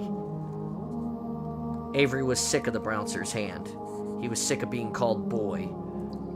But having some civilian puke insult him, someone who had no idea what he had actually gotten into, or what he used on the front lines of the insurrection, that was the last straw. "Let me go," Avery growled. "We gonna have a problem? All depends on you." With his free hand, the bouncer reached behind his back and pulled a metal rod from his belt. "Why don't you and me step outside?" With a flick of his wrist, the rod doubled in length and revealed an electrified tip. It was a humbler stun device. Avery had seen Oni interrogators lay into any prisoners with these things. He knew how debilitating they were, and though Avery doubted the bouncer had as much skill with a humbler as an Oni spook, he had no intention of ending up jerking around in a puddle of his own piss in this class establishment's floor. Avery reached for his drink, resting at the center of the table. "I'm good right here." "Listen, you jarhead son of a..." But Avery's reach was just a feint as the bouncer leaned forward to follow. Avery grabbed the man's wrist and pulled it over his shoulder. Then he yanked down, breaking it at the elbow. The girl on the stage screamed as ragged bones tore through the bouncer's shirt, spattering blood on her face and her hair. As the bouncer howled and dropped to his knees, 2 of his partners, similarly dressed and built, rushed forward, flinging chairs out of the way. Avery stood and turned to meet them. But he was drunker, and he thought and missed an opening blow to the bridge of the nose that snapped his head back and sent his own blood arcing across the stage. Avery reeled back into the bouncer's crushing arms. But as they rushed him out of the club's back door, one of them slipped on the metal staircase leading into the alley. In that moment, Avery was able to twist free, give much better than he got, and stagger away from the noise of approaching sirens before the pair of blue and white sedans deposited 4 of the zone's finest on the club's doorstep. Stumbling along Halstead's crowded sidewalks, his dress uniform now as filthy as a set of battlefield fatigues, Avery fled from the paranoia of accusing glances to a dirty crawlspace beneath a riveted riser for the local maglev line and repurposed brace for Chicago's old elevator railway, still recognizable despite centuries of shoring. Avery stuffed a green plastic trash bag between himself and the riser and settled into a fitful stupor. Makes me proud. Do what's right. This had been his aunt's instruction on the day of enlistment. Her small but strong fingers reached up to his cap, his 19-year-old chin Become the man I know you can be, she said. And Avery had tried. He left Earth ready to fight for her and those like her, innocents, whose lives the UNSC had convinced him were threatened by men inimical but otherwise identical to him. Killers, innies, the enemy. But where was the pride, and what had he become? Avery dreamed of a boy choking in the arms of a woman with a detonator. Imagined the perfect shot that would have saved all the restaurant and his fellow Marines. But deep down he knew there was no perfect shot, no magic bullet that could have stopped the insurrection. Avery felt a chill that jerked him awake, but the near-silent rumble of the maglev passenger train overhead had only shifted the bag of trash, settling Avery's back against the perspiring metal of the old brace. He leaned forward and put his head between his knees. "I'm sorry," Avery croaked, wishing his aunt were alive to hear it. Then his mind collapsed under the multiplicative weight of loss and guilt and rage. Lieutenant Downs slammed the door of his dark blue sedan with enough force to rock the slow-swept vehicle on its 4 thick tires. He'd had the kid hooked, ready to enlist, but then the parents got wind of his efforts, and the whole thing fell apart. If it weren't for Downs' uniform, the father might have taken a swing at him. Though he was no longer field fit in his dress blues, the UNSC Marine Corps recruiter was still an imposing presence. As the lieutenant reordered his mental list of prospects, the small group of primary young men who'd shown an interest in the cold calls and street corner pitches, he reminded himself it was easy recruiting soldiers during wartime. With a war as brutal and unpopular as the insurrection, his job was damn near impossible. Not that his CO cared. Downs' quota was 5 new Marines per month. With less than a week to go, he hadn't landed a single one. "You gotta be kidding me." The lieutenant grimaced and rounded the back of his sedan. Someone had used a can of red spray paint to scrawl innies out on the vehicle's thick bumper. Downs smoothed his close-cropped hair. It was an increasingly popular slogan, a rallying cry for the more liberal core world citizens who believed that the best way to end the killing in Epsilon Eridanus was simply to let the system go, have the military pull out, and give the insurrectionists autonomy that they desired. The lieutenant wasn't a politician, and while he doubted the UNSC leadership would ever appease the innies, he knew a few things for sure. The war was still on, the Marine Corps was an all-volunteer force, and he only had a few days to fill his quota before someone with a lot more brass than him took another bite out of his already well-chewed ass. The lieutenant popped the sedan's trunk and removed the dress cap and briefcase. As the trunk closed automatically behind him, he strode towards the recruitment center, a converted storefront in a strip mall on Chicago's old, near north side. As Downs neared the door, he noticed a man slumped against it. 487-89er, TAC 2011, 4 TAC AJ, Avery mumbled. "Say again?" Downs asked. He knew a UNSC serial number when he heard it, but the lieutenant still hadn't quite accepted the drunk outside his office as a Marine Corps staff sergeant, indicated by the 4 gold chevrons on his filthy dress coat sleeve. "It's valid," Avery said, raising his head from his chest. "Check it." Lieutenant straightened his shoulders. He wasn't used to taking orders from a non-commissioned officer. Avery belched, "I'm AWOL, 72 hours. That got Downs' attention. He cracked his briefcase in the crook of his elbow and withdrew his comm pad. "Give me that one more time," he asked, inputting Avery's slowly repeated serial number with swift stabs of his index finger. A few seconds later, his service record appeared on the pad. The lieutenant's eyes widened as a long string of meritorious citations and battlefield commendations cascaded down the monochromatic screen. Orion, Kaleidoscope, Tanglewood, Trebuchet. Dozens of programs and operations, most of which Downs had never even heard of. Attached to Avery's file was a priority message from FleetCom. The Navy had Marine Corps headquarters on Reach. If you're AWOL, no one seems to mind. Downs placed his comm pad back into the briefcase. In fact, I'm pleased to inform you that your request for transfer has been approved. For a moment, Avery's tired eyes flashed with suspicion. He hadn't requested a transfer, but in his current groggy state, anything sounded better than being shipped back to Epsilon Eridanus. His eyes darkened once more. Where? Didn't say. Long as it's quiet, Avery muttered. He let his head fall back against the recruitment center door, right between the legs of the Marine in full battle dress on a poster taped to the inside of the door that read, "Stand, Fight, and Serve." Avery closed his eyes. "Hey," Downs said gruffly, "you can't sleep here, Marine." But Avery was already snoring.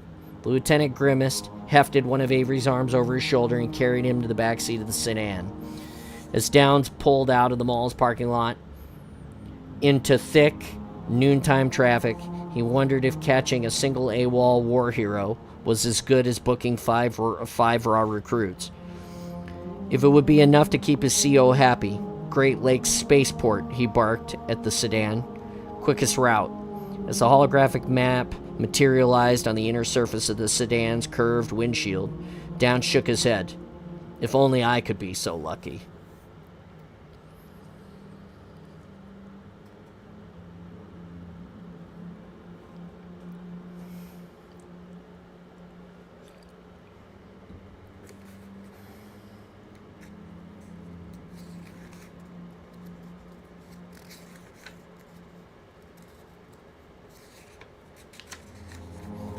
Chapter 3.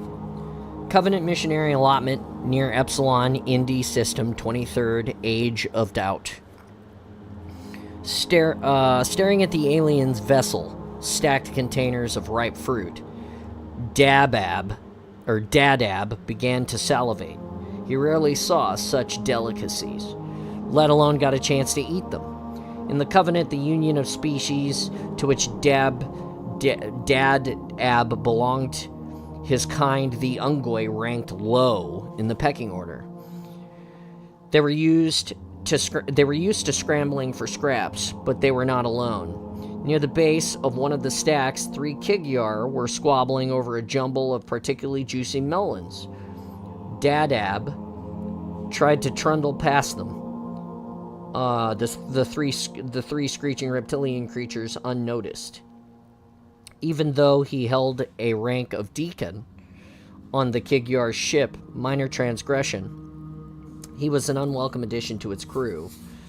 Under the best of circumstances, and 2 species were uneasy allies, but after a long voyage with dwindling supplies, had they not happened upon this alien vessel when they did, Dab only half humorously feared the Kigyar might have made a meal out of him instead. A melon wedge tumbled through the air and hit the side of Dadab's blue-gray head with a syrupy thwack, spraying juice on his orange tunic. Like the rest of his body, the Ungoi's head was covered with a stiff exoskeleton, and the blow didn't hurt him in the least. But the 3 Kigyar erupted in shrill laughter all the same, an offering for his holiness. One of them sneered through dagger-sharp teeth. This was Czar, the leader of the crewmen. The crewman's little clique, easily differentiated from the other 2 by the length of the deep pink color of the long flexible spines that crested the back of his narrow skull. Without breaking stride, Dadab loosed a powerful snort, dislodging bits of rind that had lodged in one of the circular vents of his mask that covered his pug nose and wide mouth. Unlike the Kigyar, who were quite uncomfortable in the oxygen-rich environment of an alien vessel, Ungoi breathed methane. The gas filled the pyramidal tank on Dadab's back and flowed to his mask via hoses integrated in the tank's shoulder harness.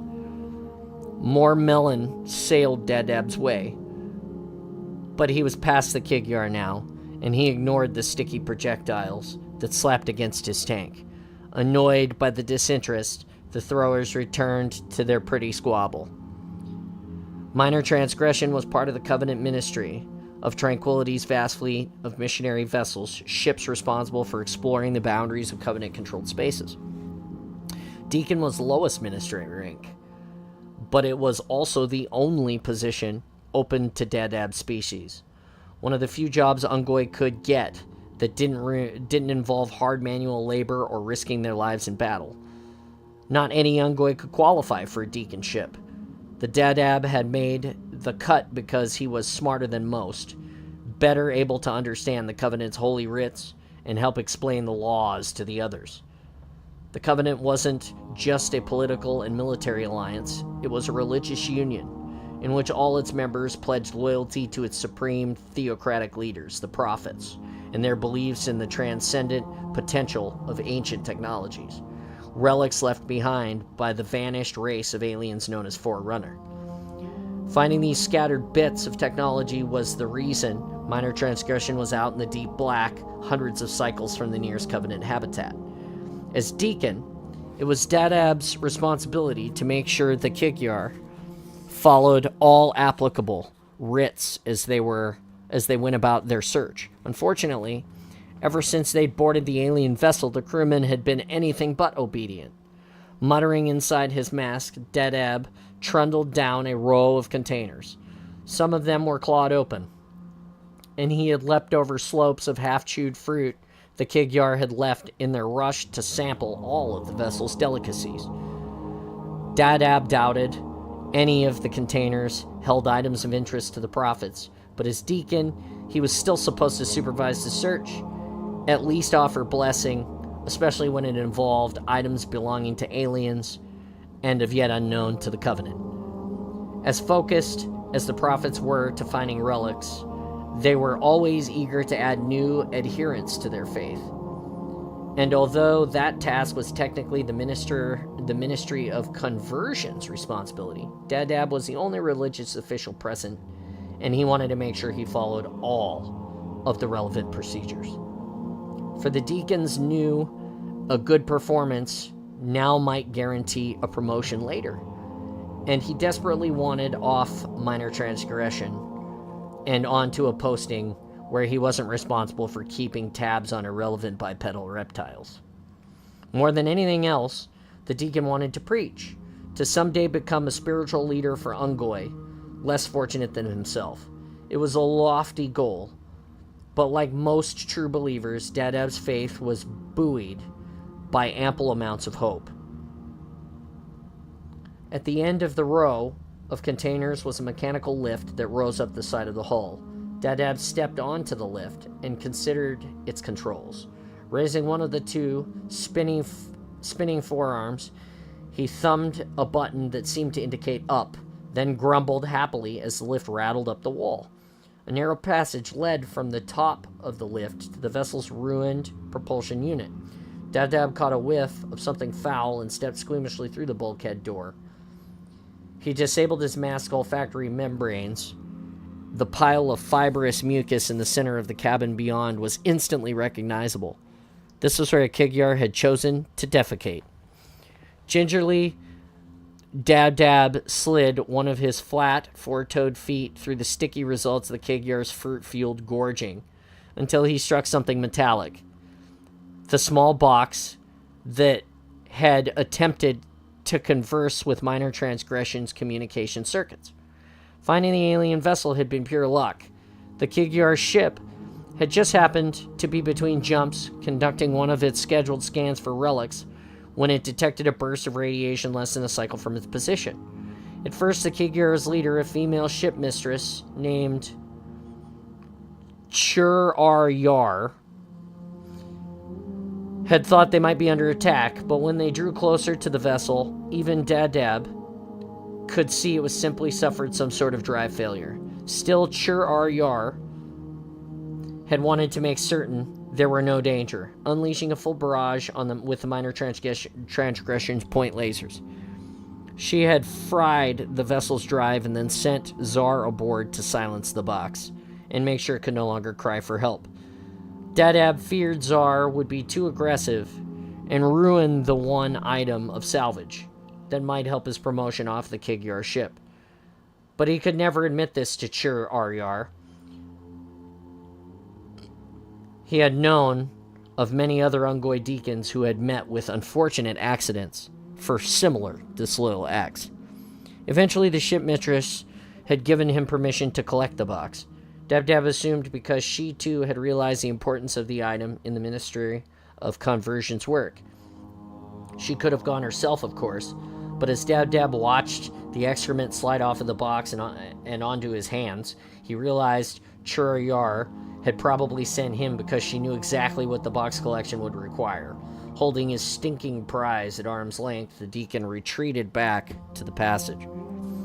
After evading another barrage from the Kigyar in the hold, he scampered across the umbilical back to the minor transgression.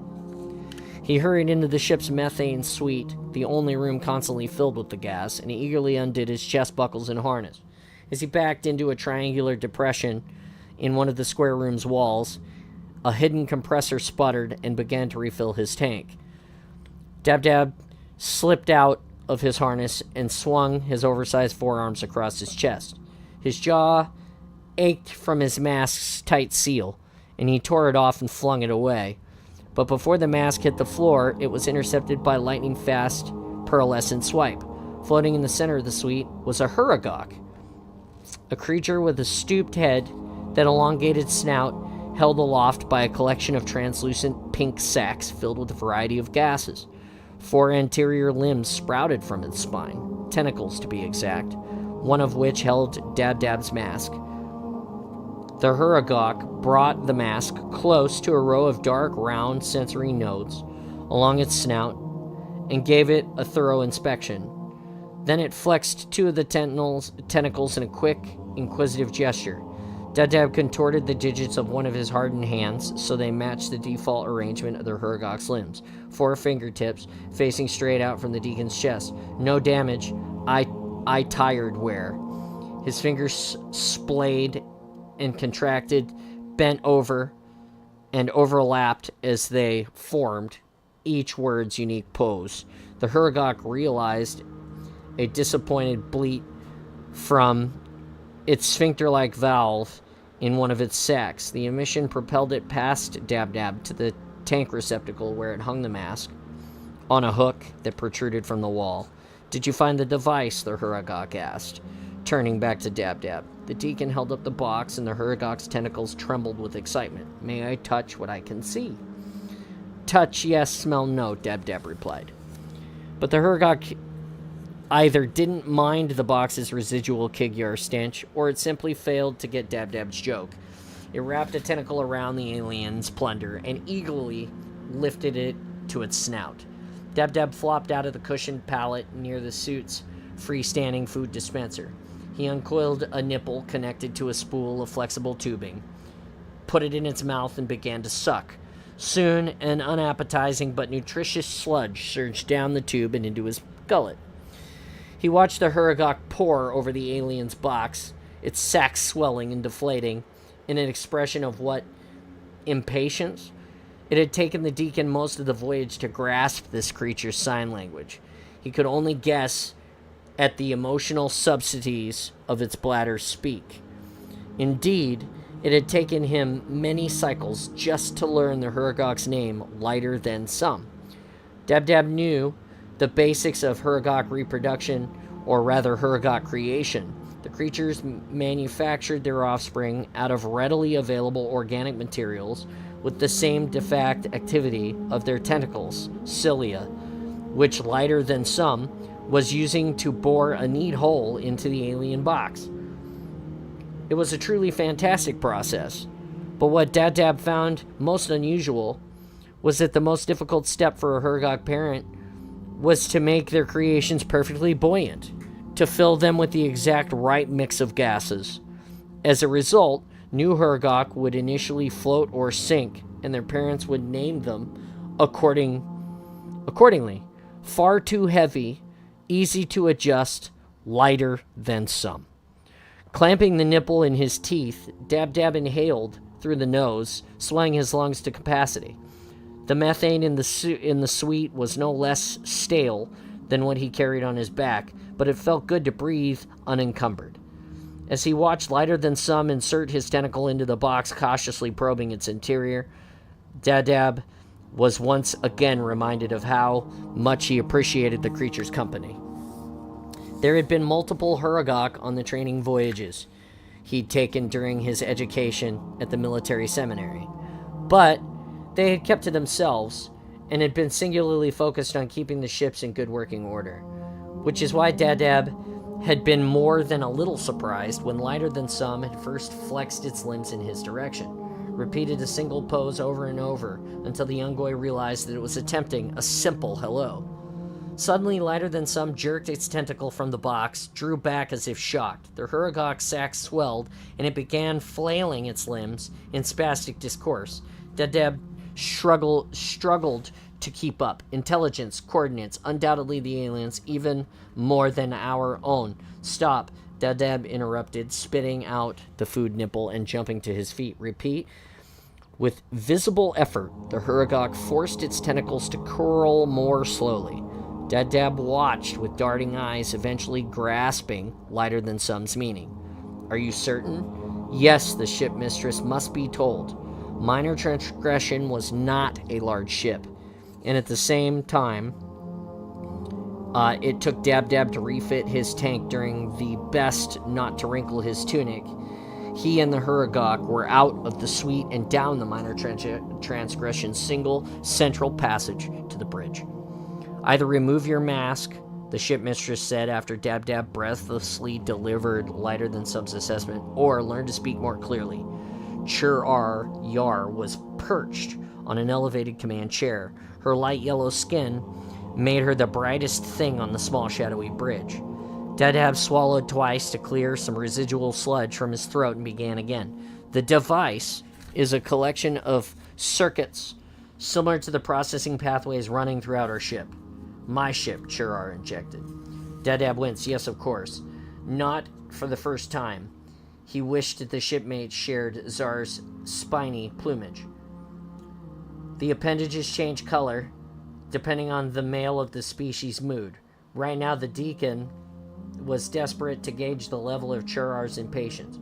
But like all female Kigyar, the back of the shipmistress's head was covered with dark brown calluses, thick skin like a patchwork of bruises that made her narrow shoulders seem even more hunched than they really were. Dab decided to play it safe and cut to the chase. The box is some sort of navigation device, and although it's damaged, the deacon gestured figuratively to the Huragoks, who bobbled to the wall-mounted control panel. It still remembers its point of origin. Lighter Than Some drummed the tips of the tentacles against the panel's luminous switches. Soon, a three-dimensional holographic representation of the volume of space around Minor Transgression coalesced in a hollow tank before Chariar's chair. The tank was merely the space between the two large dark glass lenses, one built into a platinum pedestal and the other embedded in the bridge officer's ceiling. Like most surfaces on the Kigyar ship, the ceiling was covered in a purple metal sheeting that, catching the hologram's light, displayed a darker hexagonal pattern and underlying beryllium grid. We were here, Dab began, as the red triangle representing the Kigyar ship appeared in the projection. When we registered the alien vessel's radiation leak, as he continued. The projection, controlled by Lighter Than Some, shifted and zoomed, presenting additional icons as required. This is where we made contact with, and this is where your Huragok believes the vessel initiated its journey. The shipmaster angled one of the globose ruby-red eyes at the highlighted system. It was outside the missionary's allotment. The ministry had charged her with patrolling, beyond the boundary of Covenant space, although Chir knew it was heresy to suggest such a limit. The prophets believed the Forerunners once had dominion over the entire galaxy, so every system was hallowed ground, and potentially a potential repository of important relics. And its destination, Char asked, her long tongue rattling against the top of her beak-like mouth. Again, the deacon sighed at the Huragok, and the creature bleated from its sacs and flickered 2 of its limbs. I'm afraid that data has been lost, Deb replied. The shipmate curled her claws around the arms of her chair. She halted. She hated that the Ungoi had learned the Hurugok language, that the deacon now served as an intermediary between her and a member of her crew. Not for the first time she considered losing the deacon out of an airlock, but staring at the unexplored system, she realized that the pious little gas sucker had suddenly become a great deal more useful. Have I ever told you how much I appreciate your good counsel? The shipmate asked, relaxing into her chair. What do you suggest we tell the ministry? Dadab's harness began to chafe around his neck. He fought back to the urge to scratch. As in all matters, I will follow shipmate recommendations. Shipmistress's recommendations. Dadab chose his words carefully. It wasn't often Churiyar asked him a question, and she never asked him for his opinion. I'm here to serve, and in so doing, honor the will of the prophets. Perhaps you should wait to make a report until we have had a chance to survey the alien system, Churiyar mused. Give the Holy Ones as much information as we can. I'm sure the ministry would appreciate the ship's mistress' desire to bear more complete witness to the important discovery. Dadab hadn't said approve, but if the female Kigyar wanted to take her ship out of the allotment, Dadab couldn't stop her. She was, after all, the ship mistress. But the deacon had another more personal reason for his compliance. If they did find something of value on the unexplored system, he knew this would only help speed his promotion. And to accomplish that, Dadab was willing to bend a few of the rules. After all, he thought communication delays happened all the time. An excellent recommendation, Churiyar's tongue flicked between her jagged teeth. I will set a new course. Then, with a curious flip of her head, may we follow in their footsteps. And so better mind the path, the deacon answered, completing the benediction. The saying honored the Forerunner's divination. The moment they activated their 7 mysterious halo rings and disappeared from the galaxy, leaving none of their kind behind. Indeed, this belief that one could become a god by following in the Forerunner's footsteps was the crux of the Covenant religion. One day the prophets had long promised their faithful hordes, we shall find the holy rings, discover the very means of the Forerunner's transcendence. Dab and billions of his fellow Covenant believed this absolutely. The deacon backed away from the ship mistress command chair, signaling lighter than some to follow. He pivoted and smartly, as his methane tank allowed them, trotted through the bridge automatic sliding door. Zealot, the ship mistress hissed at the two angled halves of the door slid shut. She tapped the holographic switch in the arm of her chair that controlled the ship's signal gear. Return at once. Bring only what you can carry. But ship mistress, Zara's voice crackled from her chair. All this food would.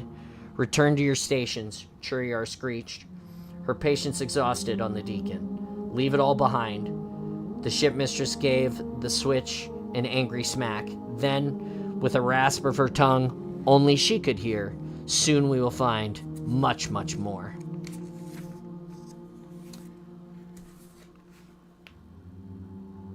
$11:56. That's it for today. Here's the bookmark. We read an hour and 45 minutes. So, what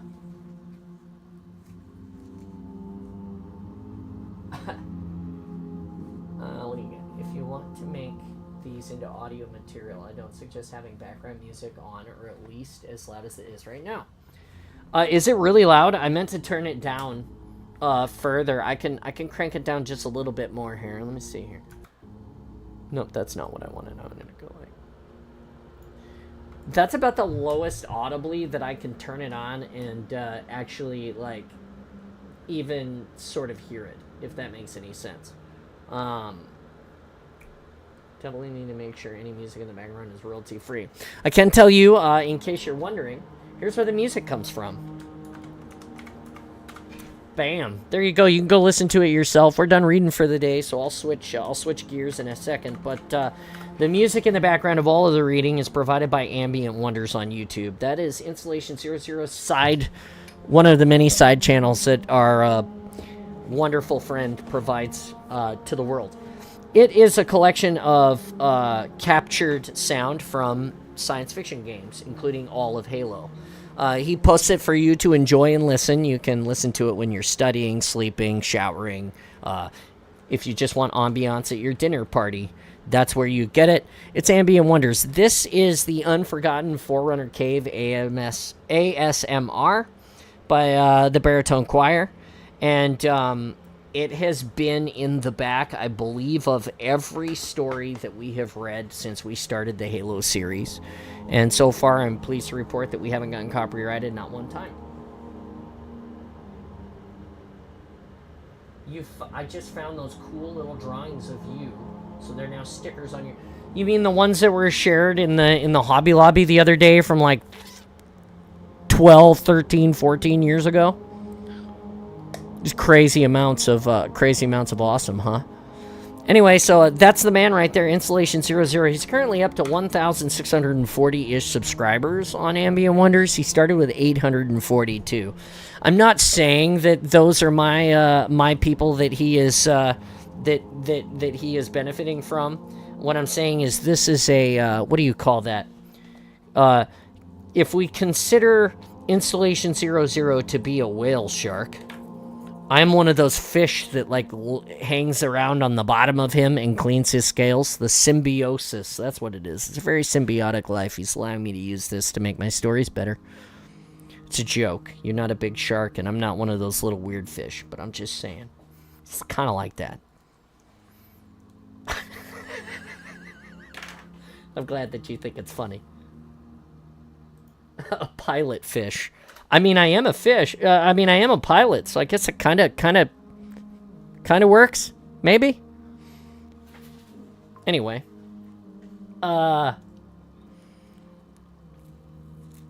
here's what I'm gonna do. I'm gonna leave you guys with the chair for a minute. I'm gonna run an ad. I'm gonna go reboot my coffee, then we're gonna come back and we're gonna switch gears. We're at almost 2 hours. I mean, an hour and 45 minutes. I think that's about that's pushing, like, the longest I've read. What those are, the fish that follow them around are called pilot fish. I had no idea that they were called pilot fish. I just knew that they, like, you know, cleaned the scales on the bottom and just followed them around, because it's just like free food, right? Your device will restart to update outside of active hours. Estimated 4 minutes. No, we're not going to restart right now. We're not going to restart right now. We're going to, we're not going to restart. Don't restart Windows. If you restart right now, I'm going to be the big sad. Let's go like this. I'm gonna open this up and change it. No, we're not restarting now. We're pending restart. Okay. Yeah, I got the, yeah, okay. Yeah. Sweet. We're not restarting right now. That's good. I will schedule the restart for... cancel. I'll just restart it later. I'll move this window over here so I can see it, so I don't forget it's here, and hopefully Windows will not be stupid and restart us when we're standing here doing the awesome. Stupid ass Windows. Alright, so anyway, in a fount of useless information. I don't think it's useless. I think it's cool. Anyway, before I take my mini break, I want to say that we read 60 pages of the book today. And that looks like approximately about 1/8 of the book. I wish that we had the bigger book, because the bigger book has bigger words, which are easier for me to read. This novel is, let's see here.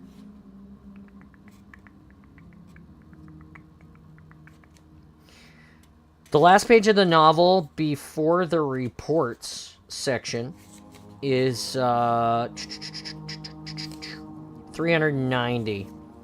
So we read 61 pages. So we read what, 1/8 of the book today.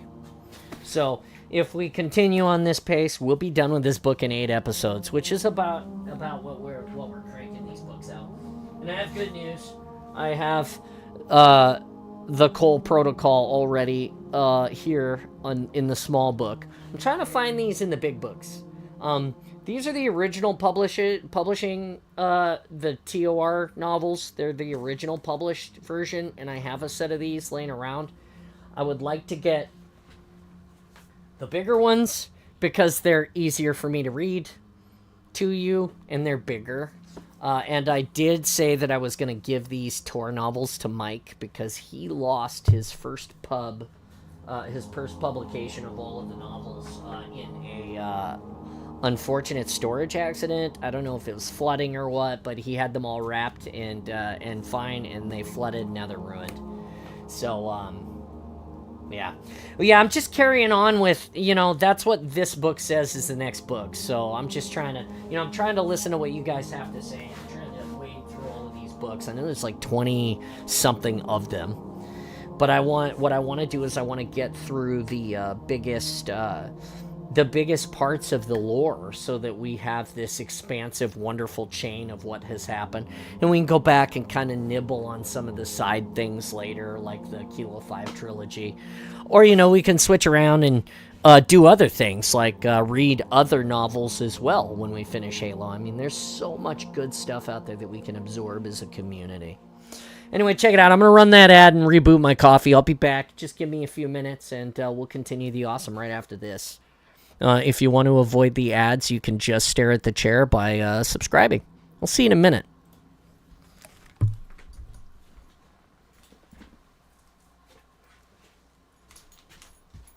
Thanks for the raid.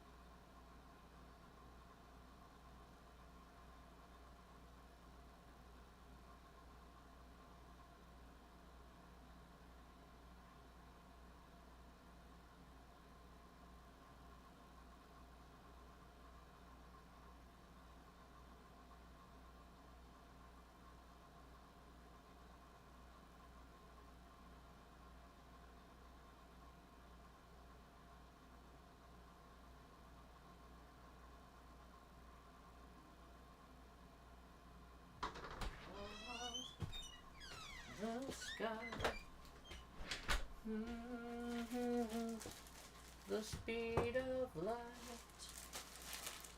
I'm here. Just give me a second.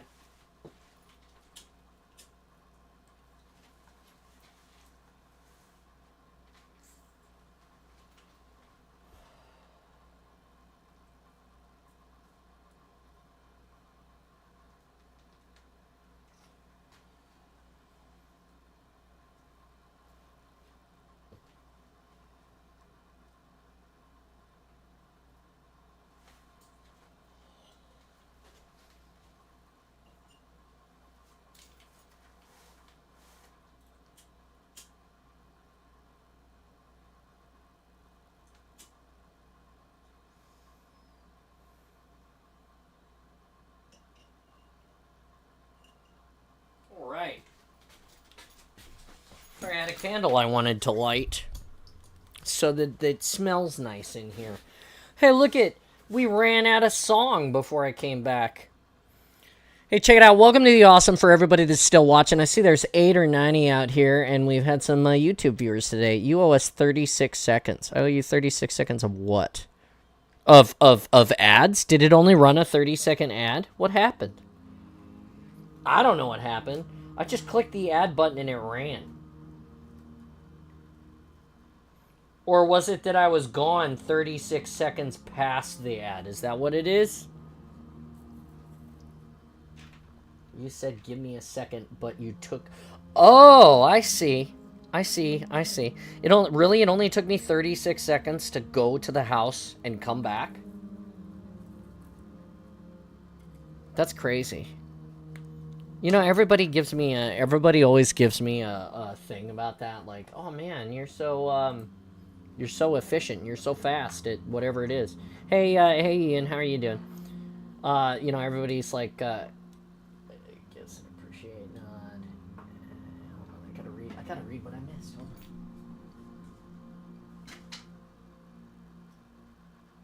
Thanks for the raid, Colt. Thanks for the raid, Krampus. While I was gone. Choose your own adventure books. Oof.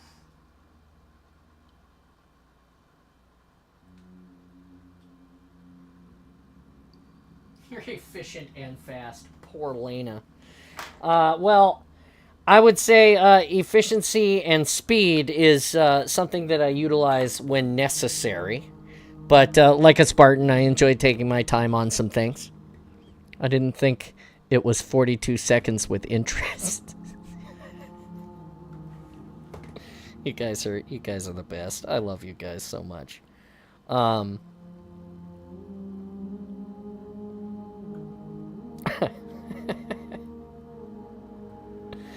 just checking. I had a message from Kat in my chat. I had to take a look at it. Well, what are you guys doing today? Tell me about what's going on. Normally, this is a time where we switch over and play some Halo, which we may very well do. That was what I had planned, but you know, plans are fluid, and we can do a lot of cool other things as well. I was excited. I recently got in the mail this dongle. It's a Bluetooth dongle for a flight controller. I'll show it to you actually.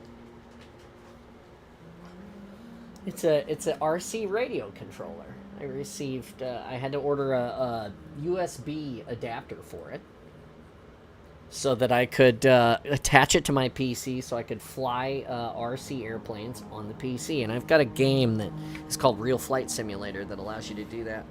And we finally got that adapter in, so that we could start flying the airplanes here before we finish building the airplanes and start flying them outside, because the airplanes are expensive and we don't want to crash them and not be able to fly them anymore. Today is quiet here.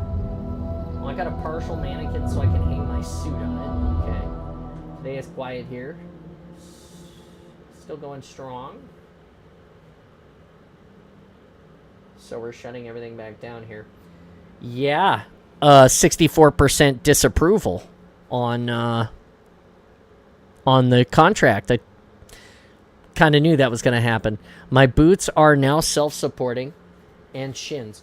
Yeah, so I'm interested. I saw your video on that on social media, and it looked like you made some sort of articulating stirrup system that fits into the top of the boot and like goes around the back of the ankle and then ties into the inner surfaces of the shin, which I think, yeah, but only 30% of the union went to vote. Interesting.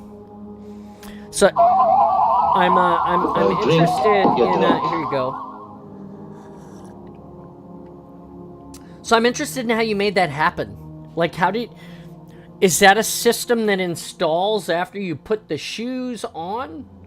Is that like something that's part of the boot and then it like inserts, like the shin like sticks down on it and through friction or some other form it stays? I'm really curious how that works.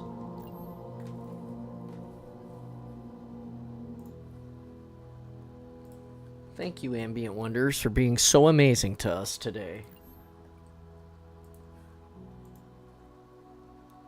Well, by the way, everyone, for anyone that wonders, we are live now in the Spartan space on the Discord. Usually I go live and share the awesome in the Discord while I'm reading. Today I just figured I just stayed out until I was done reading. Now we're eating food, because it's the morning and you have to eat something.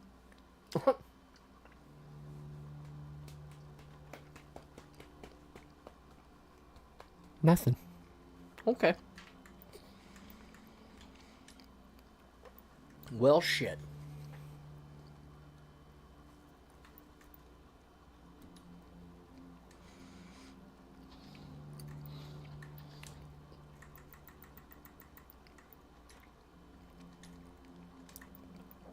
I'm gonna change my unicorn this morning. Because I got a new one.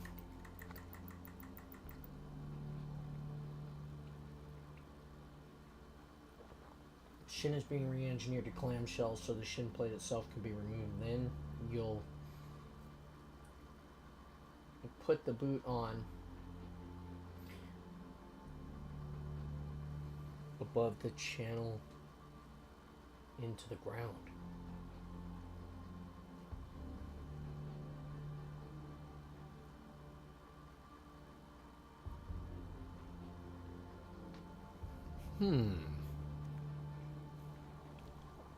That's cool.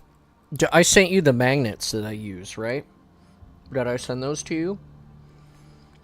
Also, is the shin plate going to be magnetic or is it going to be mechanical? Okay. I will send them to you. That's easy. That's easy, town. I could do that right now.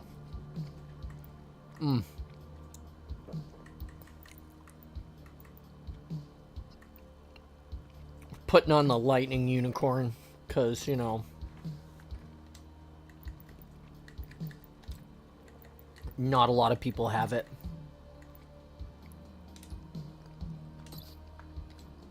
And then we're going to change our name tag so that it matches.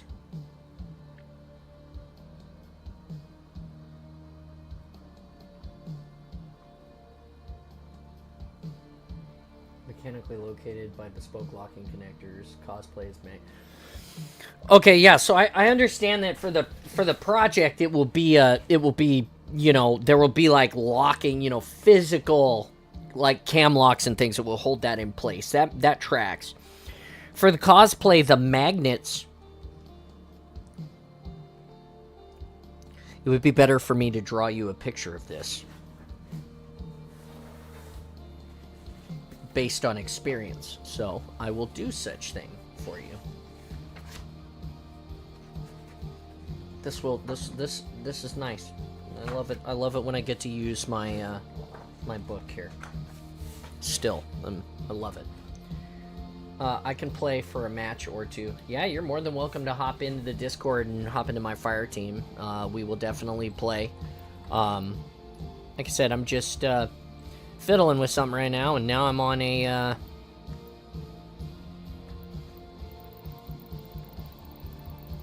now I'm off on a tangent about this panel.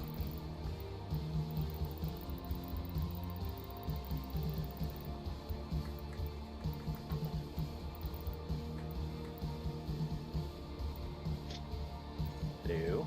Hey, what's up, man? Hello. Alright, there we go. Got my lightning unicorn on. Alright, so check it out. So, what I was gonna say was, where the thigh clamshells on. Do I have it? I can't believe it. I can't believe I don't have a Spartan suit in here right now. Like, both Spartan suits are in the house, literally, except for the chest and the helmet from the Legends Chief. I do not have an actual piece of armor in here. This is crazy. This never happens. All right, so check it out. So the idea is that your calf is like this, and there's the round part back here. I'll try to illustrate this with our Spartan here. You also need a whiteboard. So we go to our armor hall here. Let's look at the knee, for instance. If we look at the knee, we get a big picture of the leg. Okay, it's not great. Is there a way to hide the UI in this? Oh yeah, there is. Look at that. Boom, hide UI. Oh, what? Really? Yeah, it's right there. All right, so check it out. So you see on this particular panel. Oh, right there. Okay. On this particular panel, we have a mechanical clip at the top. So what we would assume is that on the bottom, there might be two little hooks like this. And then inside of the back, where it, you see where the back of the calf wraps around like this. And inside at the bottom would be like two little spaces with like a bar, a capture bar, right? And so then on the front side, on the clamshell portion that we're looking at, this side with the clip at the top, this would have 2 hooks that hang out, okay? And so then you would take that hook that hangs out the front and you would nest that like this into those slots. And then you would rotate and it would lock down, just ka-chunk, and it'd fall down into that space. And then you would have a mechanical hinging bottom with hooks, all right? And then at the top you could either use a clasp like it's drawn here, or you could have some sort of maybe 2 flat magnets, maybe 2 flat magnets that slide together like so. And then because the sliding force to pull them apart is almost as great as the shearing force to pull them apart.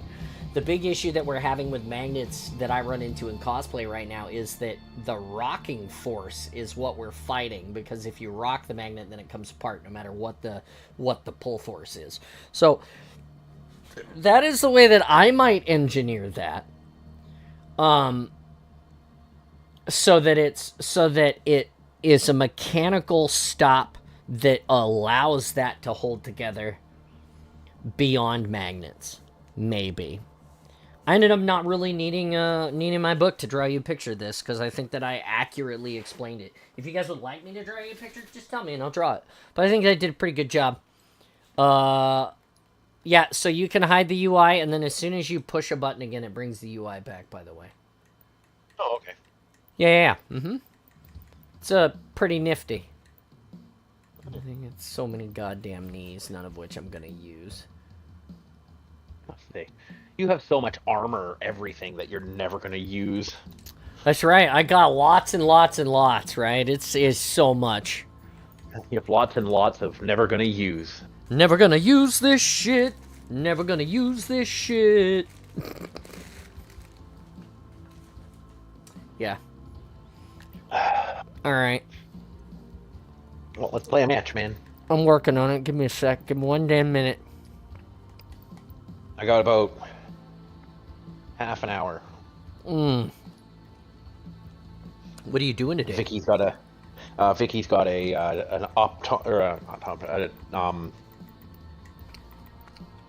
braces appointment.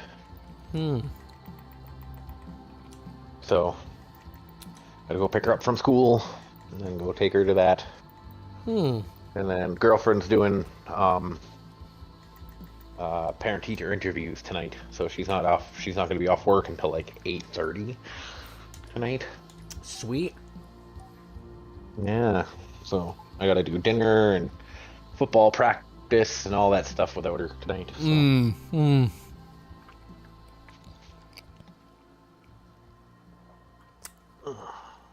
That's rough. I got space for you, Zero, if you want to get in here. I posted in cosplay. I posted the mannequin that I got. It's like a half mannequin. It's like the upper body half of the front half of the upper body. Gotcha. That's cool. I'm in the process of trying to get a mannequin myself so I can hang the retired chief when I actually retire him. Yeah, I won't be able to do the helmet on that one because it has no head. It's just like part of the neck and then part of the thighs. That's fine. You can just take and it's only the front half. You could just take a wooden dowel and make a cradle. You could fashion a cradle that will hold the helmet for you. That's what I was thinking about. Yeah, I was thinking about doing. It's got a hanger, so I can actually hang it. Or get a foam head and like glue it onto your mannequin and just put the helmet on the foam head. Yeah, I'm gonna have to modify it a bit because it's like the width of the shoulders and stuff is a touch skinnier than mine. But like, I have a belly, and it doesn't. So I'm gonna have to modify it a bit. And I'm gonna have to fill in the backside and make the back so then I can get proper fitment. But that'll be easy. That's just. Are you trying to use the dummy as a body double for you to build armor on, or are you just trying to hang your armor? Well, it's kind of both. So then I can get like how like hanging the armor and fitment and stuff like that, right? So I it's a start. It's I better would have than just made a duct tape dummy of yourself. yeah. You know, you just That's wrap it's a yourself in start. saran wrap, and then, hey, whoa, not R-rated, guys. I know where your mind is going. Anyway, you wrap yourself in saran wrap, and you don't go to Diddy's house. You immediately duct tape yourself after, okay? And then you cut that off of you, and then you fill that void, and you immediately have a duct tape dummy. There's one on my ex. I shot at him several times and missed all of them. I got him. Oh, good. Oh my god! But Wow. I have evolved past the duct tape dummy because I use Armor Smith, which is, you know,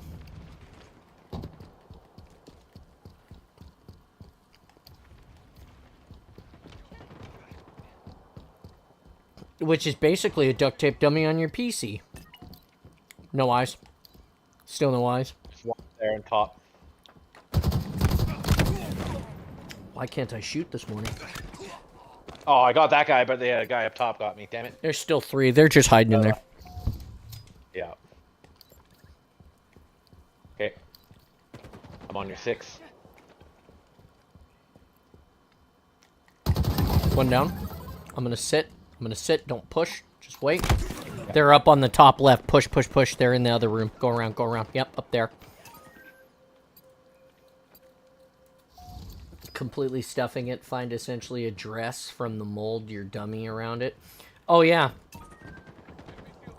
Yeah, you could do that. I would just say that you just stuff the void with, like, everybody's got 15 garbage bags that they collected from Fred Meyer or whatever their store. Like, you don't ever take those plastic bags back. You just fill that fucker with them bags, and you got yourself a pretty good dummy. Dress form, not from. Yeah. I mean, yeah, the bags. That's what I'm saying. We all have, like, show me a white...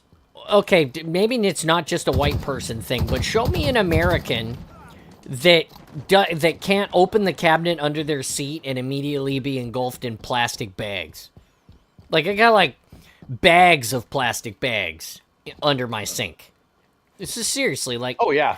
They tell me all... They talk we about... don't have plastic bags. We have reusable Fuck, bags. 2 more there. I mean, mine are neatly folded. No. There's no neat fold. Like, I take one and I just stuff all the other bags inside until that bag can't hold any more bags. Yeah, nah, I never folded them. I just stuff them in there. But that's what I'm saying, like... Oh, damn it. One guy behind you, John. I'm starting... In the hole. Yep, okay. Starting to warm up. He's jumping up. He's right behind you.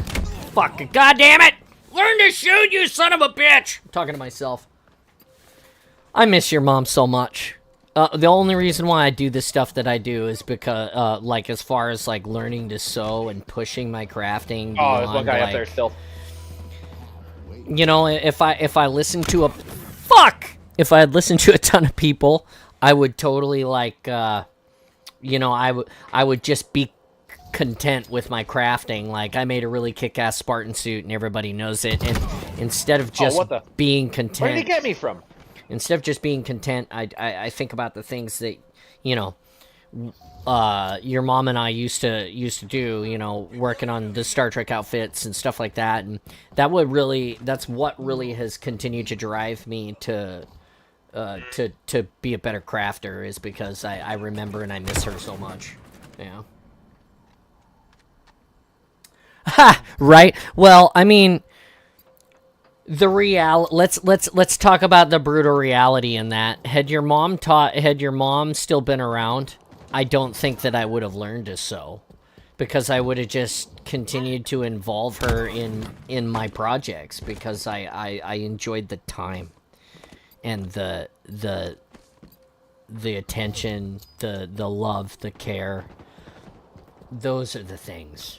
And Fuck, I got shot through a wall. Okay. I have tried to find those things in my life without her, through improving my craft, so I could be a better crafter, so that I could you know,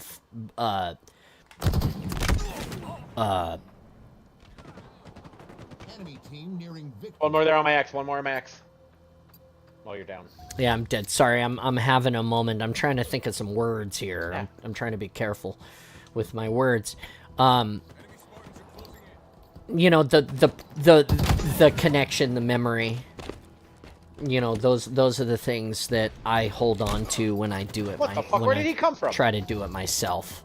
Ah. I think is what I'm trying to say.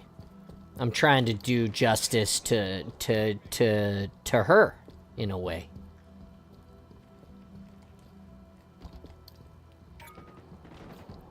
I don't want to feel like One more up top. like her time was wasted. I never got to take her to lunch for helping me with all of the stuff that she helped me with.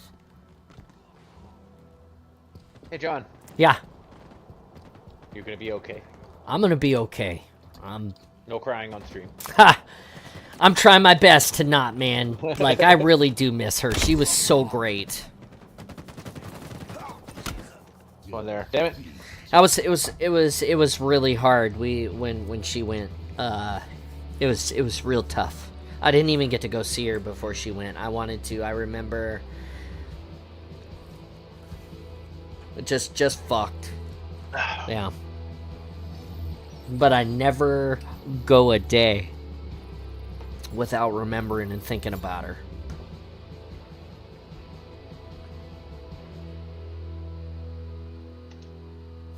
Right. Mm-hmm. Oh, definitely fuck cancer. Yeah. Because yeah, I've lost a lot of people to cancer too. Fuck cancer. Well, and it happened during COVID, so it was like, you know, you couldn't go to the hospital. You know, and then it was like, and then when she was able to go home for hospice, we just never had. It just wasn't. It was never right to be able to go. You know, we had somebody sick in the house, or we had, you know, whatever it was, and then that just happened.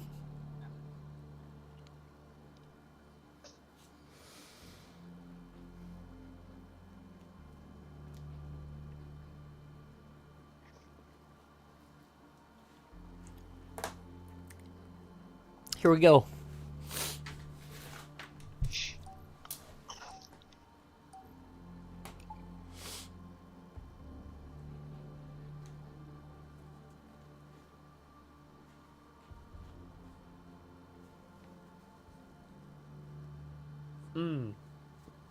Good God. I am so, like, fucked up about it still. I can't believe it. You know, you try to talk about it, and it's just so, like, so new. Yeah. See? Don't make her cry at work. Stop crying, John. You're gonna make me cry. Stop it. Sorry.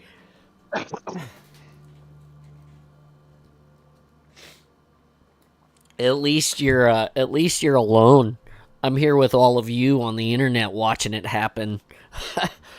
You know, can you imagine if somebody gets a video of it and, like, turns it into some terrible meme that follows me around for the rest of my life? Grown-ass man just crying on his stream. I'm just saying, those are the kind of fuckers that I hang out with. Let's be honest about it. She's not alone. Her boss just walked in. So. Oh, well, you know. Well, Don't make her cry. if you're Stop, crying, Johnny. if you're crying and your boss asks you about it, blame it on them. I'm crying because you walked in and it was so quiet in here. You know, I was getting so much work done, and then you just had to come and ruin my peace. Yeah. That's what I do. Oh, God damn it. It's warm in here, so I'm taking my coat off. And, Match starting in 3, I'm 2, here. I'm here. 1. I'm sitting here. 1. I'm gonna eat this sandwich. 1. Fucking Halo. Yeah, smash in 3, 2, 1. 1. 1. Tactical sandwich. 1. Sandwich Slayer. They should be something tactical sandwiches. I think that they should make a sandwich slappers only mode where you just have it's just the sandwich, like Tactical Slayer sandwich tactical mode. sandwich. Yeah, exactly. Tactical sandwiches. Yeah, I think so.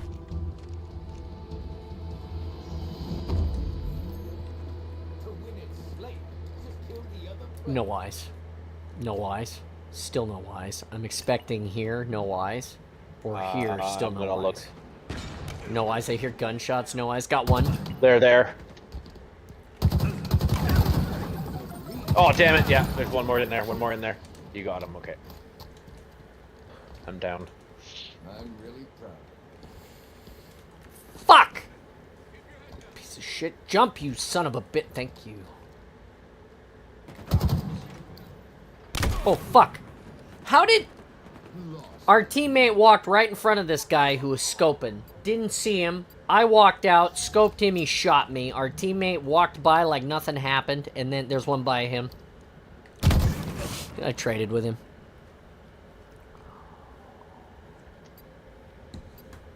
Still one up there. Gain the lead.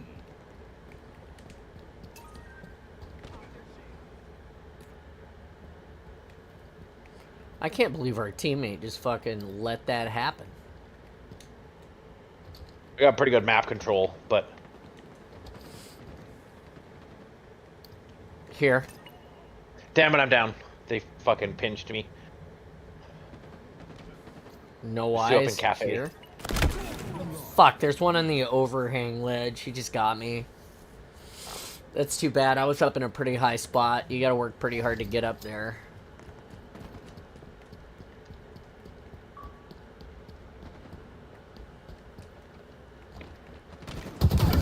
Oh, guy in tower. I got him.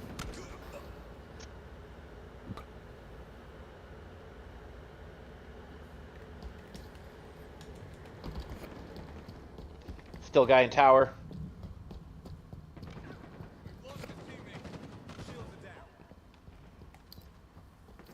Did you guys get him? Tower is dead. Oh, top tower still.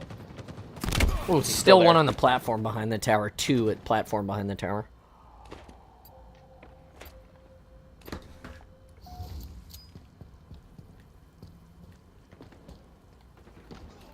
Oh, fuck. Yeah, that guy got me.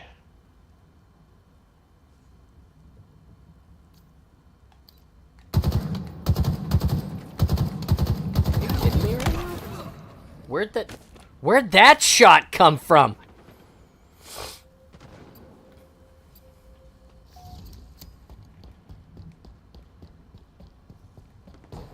Guy bottom tower, bottom tower.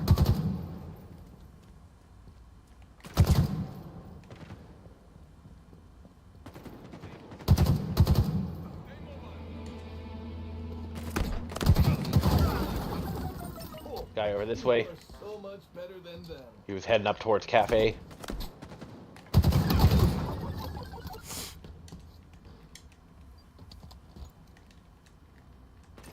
Guy up in yellow.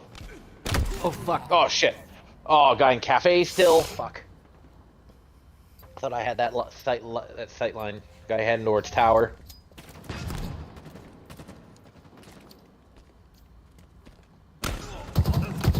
What the Two fuck? here, How two did here. he get me?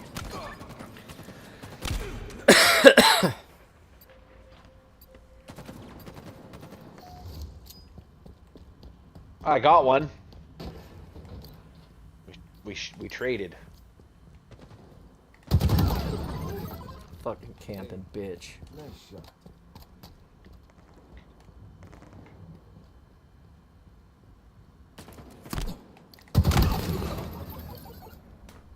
Can't keep going even.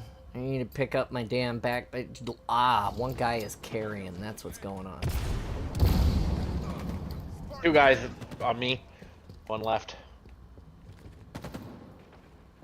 One guy at Victory.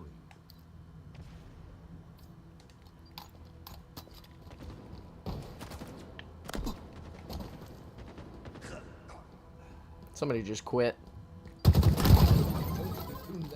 Yeah, have some of that. One of our guys? Nope. On a tower. To a tower, to a tower. Double kill. I got them both. Dummy. Triple. Nice. Where's the OV? Where's the OV? Damn it! 2 on me. 2 on you, It's right? too late for the OV. Oh, fuck. Nice shot, dude. God damn it. What a day.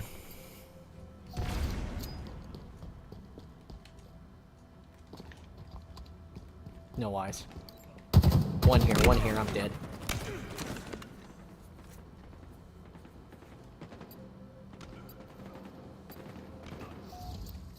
What the fuck? I just meleeed right through that guy. That was bullshit. Yeah, that's Ah. that's about par. I understand. We had one guy happens. go 6 and 14, so I can do one more match. Oh.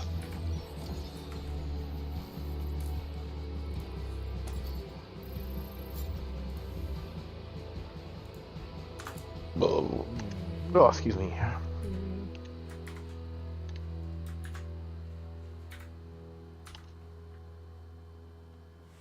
Oh, Krampus is in our fire team. Nice. Hey, Krampus, how you doing, buddy? Is he in? No words. No words. He came to join us and embrace us because of the tears. Yeah. Oh, Save he's been infected. your tears for another day. Oh yeah. Krampus has been infected by the flood. Hey, what's up, Cardi? How you doing? Super Husky, by Tax Slayer, hello regular Husky raid.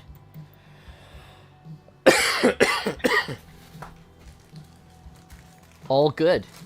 Yeah, we're doing good too. How are you?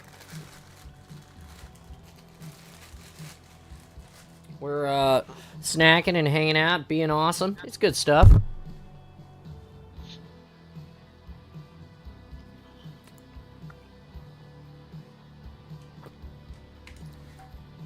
Dropping. Yep. Gonna play some Husky Raid. Drop it like it's hot. Drop it like it's hot.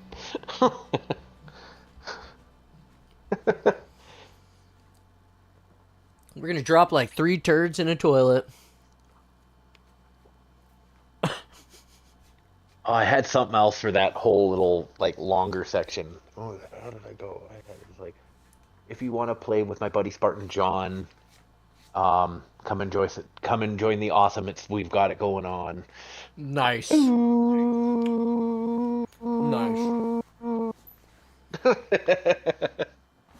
Snagging on some chocolate chip pancakes with peanut butter and jelly on them.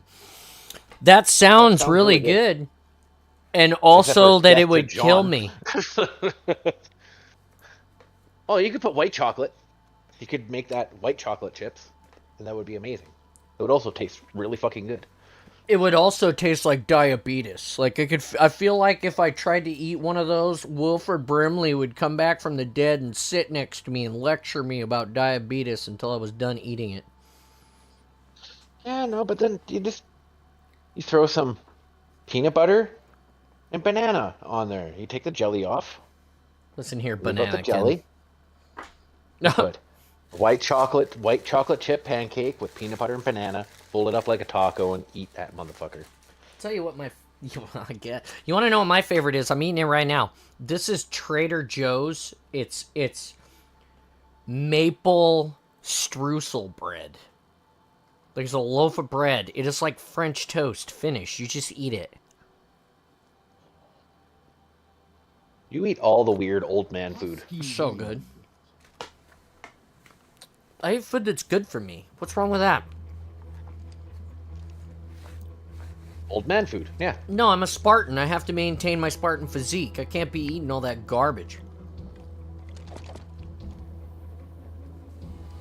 Kodiak protein pancakes. Okay. Super husky. Eyes out. He speaks. I got a hammer. I am dead. Wow. That guy just tasted the hammer and it was brilliant. There's a rocket launcher on my X I'm somewhere. also dead and I'm not sure how that happened. We got killed by the Ravager. I see that, but I'm still not sure how it happened. Damn it, fucker! Get my fucking rockets back. Thank you. Can't have them.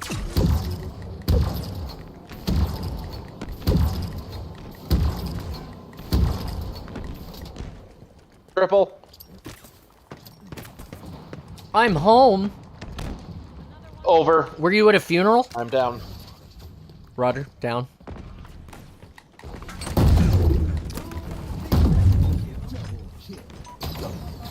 I'm dead. I'm dead as well.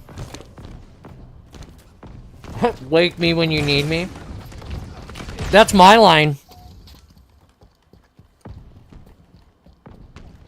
Fuck, I fell. Grabbing flag and going. Yep, bring it this way. Nice. Oh, I'm dead. Wow. Beam beam. The hammer right there at the flag. How did that? Okay. How did he survive? He had a right. hammer. That's how. No, I shot him with the... Wait, Hammer nice coming in. call. Nice. Another one down. Another one bites dust. Hope you bite dust. Another one bites dust. And another one's gone. And another one's gone. Another one bites the dust. Dead. Dead. Nobody likes the crust, so I cut it all off, and I cut it all off. because One nobody in likes the our crust. base. He's dead. That's kind of a lie. The crust is pretty good nowadays. Oh, I love the crust, but I'm dead. Ooh, double kill from the grave. Okay. I'll take it. I don't...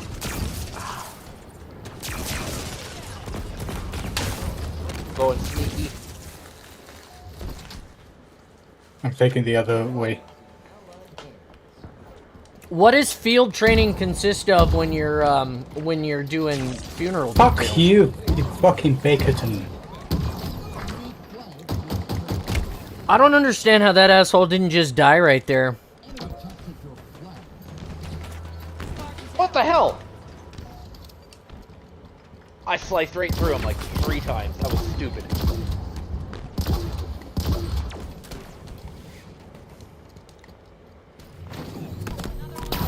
And again! What the hell is going on with this fucking hit registration bullshit? It's okay. It's okay. You're the one carrying us, so just so you know. Yeah, no, it's just frustrating when I go to take a shot and And another one's gone. And another one's gone. just goes right through. Oh. Double assist, I'll take it. Triple assist, I'll take it. They're wiped. Go.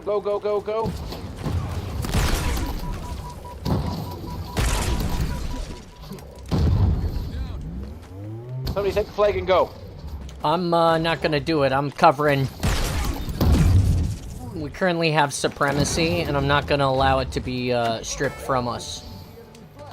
I got an overkill, and I'm out.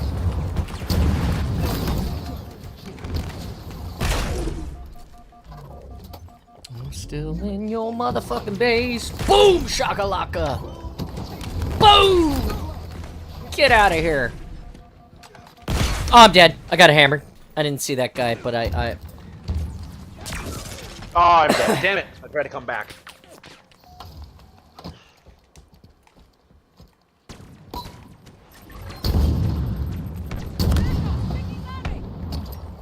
Anybody got a wall? Somebody did. Whoa! No. Did you see that? I shot, and as soon as the rocket exploded, his invisibility went away, and his shields were broken, and then he hammered me and lived. Like, how the fuck does that work? Oh, feels bad, man. Well, that guy's dead. So's that guy.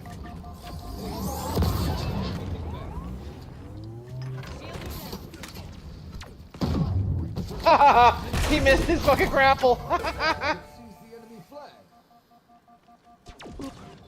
And another one's gone, and another one's gone. Another one rides the bus. Come on, boys, keep coming.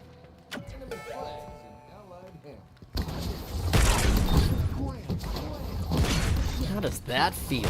I hope it feels tasty, you dumb bitches. I hope you guys enjoy getting the taste of your own meds. No! Ooh. What? He was following me? Nobody. Oh. Double. Triple kill. Oh! Still got it. Okay, good.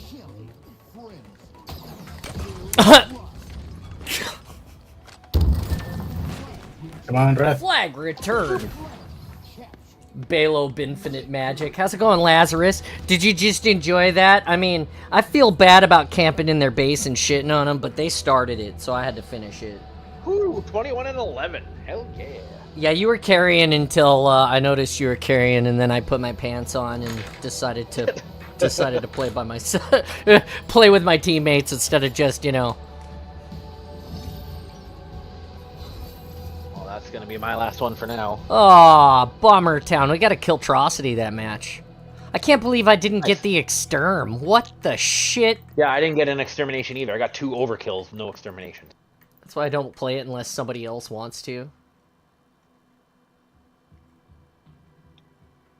21, 11, and 6. Hell Yeah, so I would totally do some co-op campaign. Right now we're working on the hero grind. We're just trying to get to hero so that we can unlock the Master Chief skin because I'm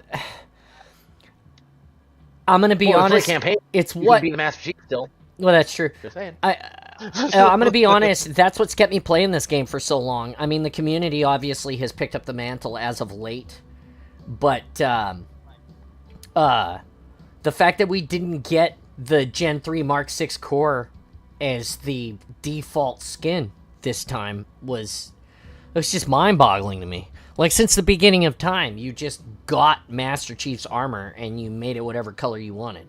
And people did that, and that encouraged, like, individuality, you know, and red versus blue happened. They had all the different colored Spartans, and, you know, you talked about that, and, you know, all of that is great. But at the end of the day, I always just wanted to be the chief because the chief is always me. So that's how I kind of felt about it. And so they're forcing me to work to get that suit, which, okay. Okay. And then once I finish that grind, then you'll still see me as myself occasionally. But most of the time I'll be wearing the chief suit because this is the suit that I wear. I just wish that they would mod the file or open it up so that they would allow you to put pineapples on your kit. Because the pineapple, Yeah, that'd be nice. The pineapples are my jam. It's like in the 405th, that's what people are recognizing me as now, is the Pineapple Chief. So by making the pineapples and bringing them on my first suit and having them be so like everybody loved them so much, I accidentally made that part of my brand. It's something I did not intend, but it has stuck. People like that. So AF Lund, the Pineapple Chief. that's right, Pineapple Chief, right here. Gonna be Pineapple Me soon, someday soon. Great things possibly coming soon. I had a message this morning from a great friend of mine, Installation 00. It was a photograph and something that said big changes possibly inbound is basically what it said. And it gave me the big smile. That's how I identified you last year at HCS, was the pineapples. Yeah, I mean that's craziness. Like I said, it's amazing that making the pineapples has given me that kind of exposure, that kind of thing that people, people recognize. And especially in the Halo community, which is not a small community. That is true. It's a very large community. Yeah, I see nice AI. Thanks, Alex. Thank you. I would say makes me giggle because the other big, I would say that's funny. I did not actually know the symbolism of the pineapple or the upside down pineapple even until somebody pulled me aside and talked to me about it. And I was like, wow, I didn't even know. They just put the pineapples in the game, and I put them on my armor because it was like one way to distinguish me from everybody else, and I just loved the pineapple grenades. Like, I tell everyone when they ask me, I'm like, I imagine that I'm the chief in my armor on a pelican flying to who the fuck knows, and I can only rebuild my AR so many times before I realize I know that it's good, right? I understand that in the books, the chief is like, I checked the AR, and then I checked it again, and then I checked it again, and then I rechecked it again. Sometimes I feel like that's the author trying to make pages of stuff for you to read. If it was me, and I was... I gotta cut you off. I gotta go. All right, bro, have a good day. I will catch you later, man. If it was me, and I had nothing better to do in the actual military, I would cycle my weapon, clean it, prepare it, set it down, know that I'm still going to probably have to re-zero that gun when we land. Okay? But that's it. Done. Nothing else for me to do. Right? So in that spare time, I might find some paint on the Pelican and make my pineapple grenades. That's what they did in Vietnam. Anyway... John does not swing. Definitely does not. I don't share well. And, the pineapples are on the chief because, they're in the game and I wanted the pineapples on my suit. That's the short version. It is funny that happens to be what pineapples mean outside of Halo. And in bars. Are you ready to play, Krampus? I am. How does it feel that there is a bread company that shares your name? First time I ever hear there being one named after me. Really? Okay. I'll send you a photo of a bag of bread that's named after you. All right.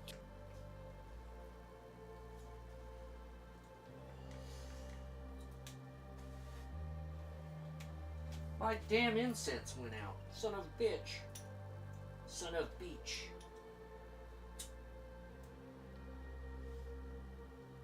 How was work today, Krampus? Dull. Dull. Dull.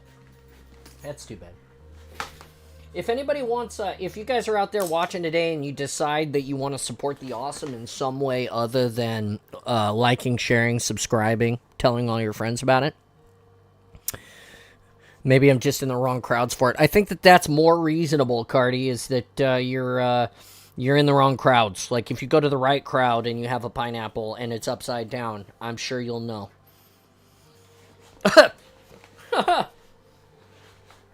Anyway. I was fucking saying something. Now I can't remember what it was. No. It probably wasn't important. Thought train has departed. Anyway. Yeah, it might not have been important. Who knows? Or it might have been and I just fucked it off. That happens sometimes. I still gotta get Sexy Fox to record that line for me. The thought train has departed. So that I can apply that sound to that when somebody plays it. She's my resident AI. Oh, yeah. Besides, a way to support me besides sharing, liking, subscribing, on the bottom of the Twitch page, if you come to the Twitch, I haven't figured out how to get the widget to YouTube because I'm not sure I can. I'm going to talk to Installation00 about that. I know we can post a link in there, but I'm not sure how that works. But on the bottom of the Twitch page is an Amazon basket that is full of things that would upgrade the Spartan space. They're things that I intend on buying anyway when I can afford to do so. But they immediately benefit the space by adding places that we can... They have a bot eye. It is also regular raid.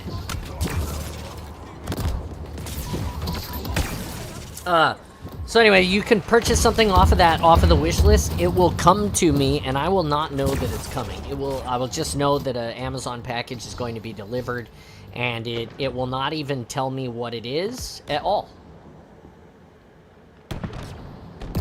Fucking missed it. God damn it.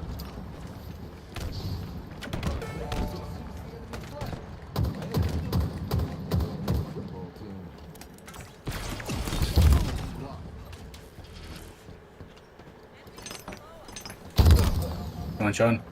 I got you. Oh! 1 down on the flag now, 2 down on the flag now, 3 down on the flag now.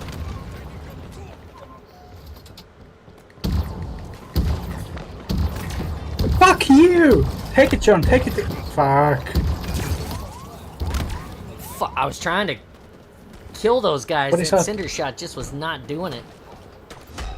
What is our teammates doing? It's okay, it's okay.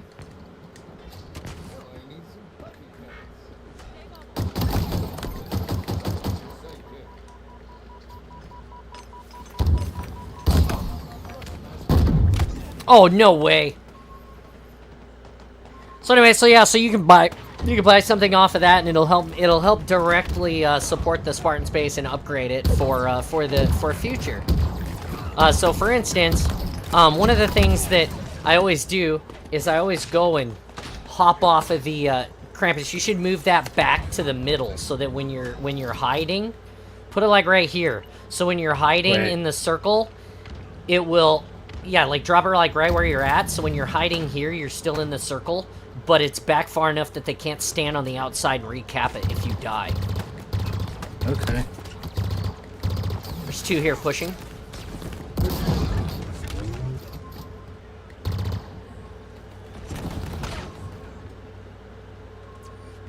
Okay, clear. Give me that, give me that, give me that. Thank you. Somebody's about to get torqued.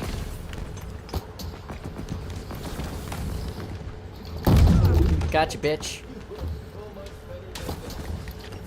Gotcha, bitch. Boom! Shakalaka. I'm dead. I'm dead. There's 1 left with Mean Beam in flag. I splurged on a birthday gift for myself and pre-ordered the one of the Dark Horse. Hey, that is cool. Where do you find the link on the wish list? I missed that part. I think you just click on it. It's literally the, if you go to the Twitch, it's down at the bottom. It's one of the widgets, and I think you just click on it and it takes you straight to the wish list. If it's broken, then you'll be the first person to tell me that it's become broken. Because it was fine last time we checked.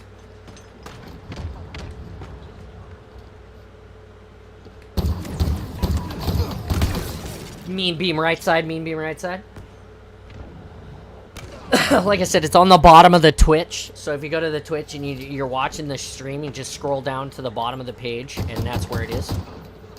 Weak hammer on our teammate. He's dead. Hammer is dead.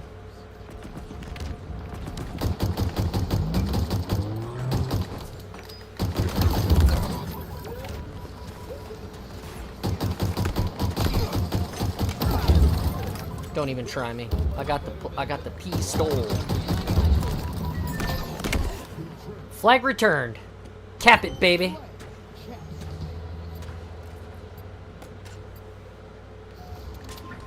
Oh, if you're on a Twitch app, it's in the About section. Hey, look, I learned something every day. I don't know how many times I gotta shoot that asshole in the booty hole for him to die, but I literally just gave him an ass full of bullets. Like, in the soft bits. I stopped them, their runner.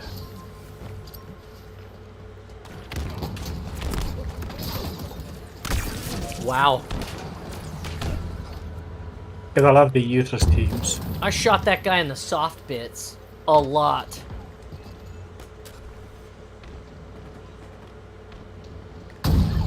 Don't even try that shit. Yeah, there you go. Come on, baby.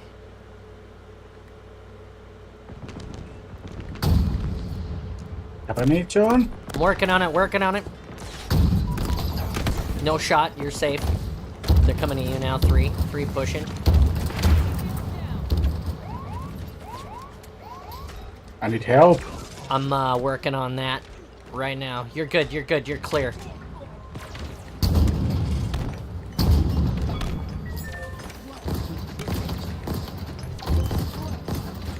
Are you... What is going on here? I can't hit the broadside of a barn to save my life today. Oh, our teammates are so useless now. It's okay. I'm just saying. Yeah, I know. I hear you. I wish that needler would have super combined. That would have been nice. We have only 3 players again, by the way.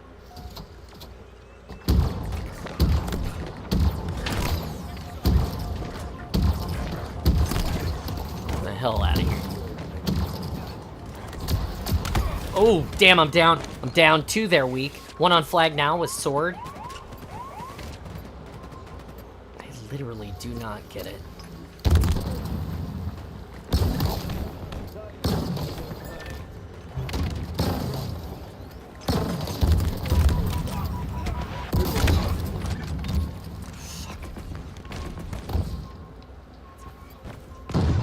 Two dead.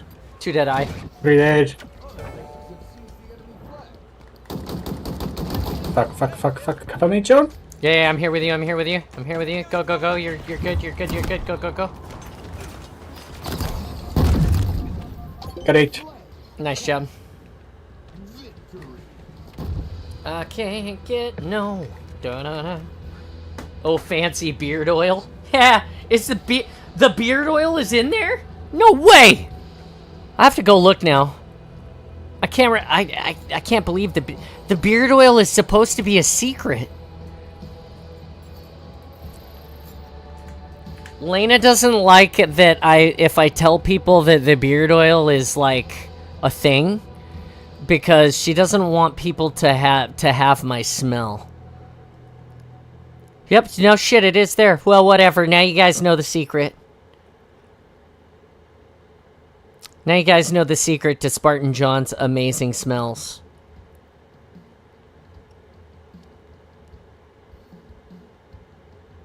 Well, anyway, there you go. That's the yep. That's the shopping list right there.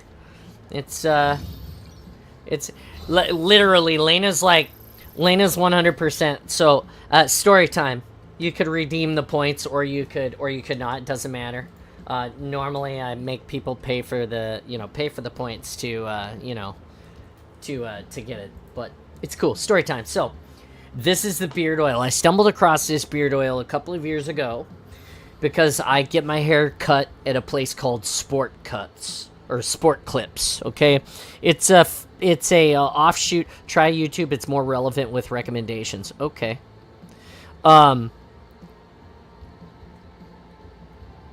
Anyway, so I go to them. They're a member of yeah, there you go. They're a member of like the Great Clips family, except they're the sports version. So they have a more curtailed experience towards men. All right, so you could go and you could get your face shaved there. They will shave your face for you and groom your mustache. It costs extra money, right? But you get your hair cut. You go in the back and you get your hair washed and conditioned, and then they come back out and they check your hair one more time. You know what? After that, blow dry your hair, style your hair for you. You know, it's a good experience. It's I want to say it's almost all women that work there. And when you're there getting your hair cut, they have all of these TVs where they're playing like live sports. And so like ESPN is here, and there might be like some other sports over here. it's just a really cool atmosphere. I enjoy it. And so I will go and get my hair done there. We'll go get my hair styled and cut. They had a sale on a soap and a beard oil combo called the Puck, and it was a hockey puck sized bar of soap. And the bar of soap is called the Puck, and it's a charcoal soap that had like no detergents. It was like all natural stuff, and we were having a really hard time finding a soap that was not causing me to have some sort of allergic breakout or something like this, right? So it was nice, and it came with that beard oil, which we would smell, which I would put on my beard, and it was nice. And my wife was like, "That is probably the best smell that you have ever smelled, like above and beyond all of like the aftershaves and things." And the soap was really nice. I would still use it, but it is like $22 a bar. And there are so many other places now that offer soap that doesn't make me break out, that is not harmful to my skin. I use the Duke Cannon line of products, and I hope that somebody stumbles across me from there and says, "We'll sponsor you," because that's what I use. I'm sad I can't find the Old Glory fragrance anymore. It was one of my favorites. And I was also sad that they rebranded the Naval Supremacy into Naval Diplomacy, because fuck that. We're the best. We don't need to be diplomatic. Damn it. Just saying. Bring back my old soaps. Anyway, that was the story. That's why the beard oil is important. Oh, sad John. I'm gonna give you an emote for that. I'm gonna sad John emote. How do I put my own emotes in the chat? Never mind, I figured it out. I'm so terrible. Emote. Hello, no, emote. How do I... Holy Jesus. John, what is wrong with you? Emote. There we go. This is what we want. I stand beside you in sadness. Give you the sad John emote. The sad John emote also comes with sad Spartan.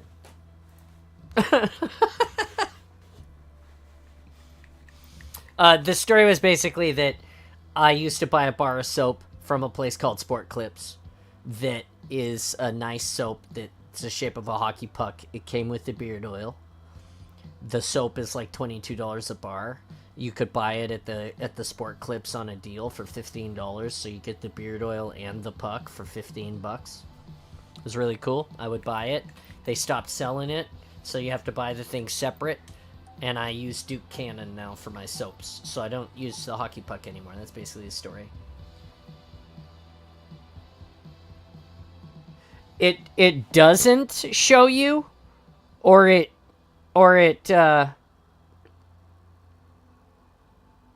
like it tells you that it's sending it to me, but it doesn't give it to you. Is that what you're saying?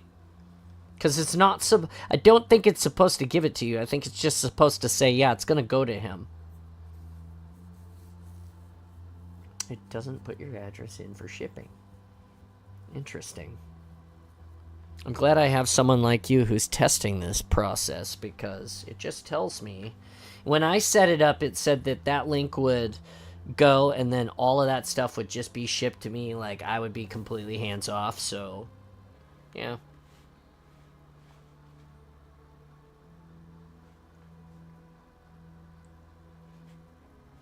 So very many years have we battled. My friends accepts all who live fiercely, who defend their young, who build, struggle, and grow, and even those who dominate.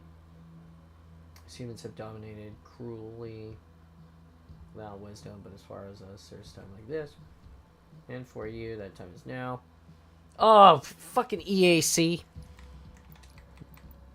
I promoted you, Krampus. I will leave and then just join me. Surely win. Like this, and for you, that is the time now. Know this, relentless enemy, killer of children, Lord of Admirals. Soon you have faced the enemy you have faced. We are afraid. Does not. It tries to default to my address as a gift. Okay, let me see if I can. Let me see what I can do to fix that. That's an interesting problem.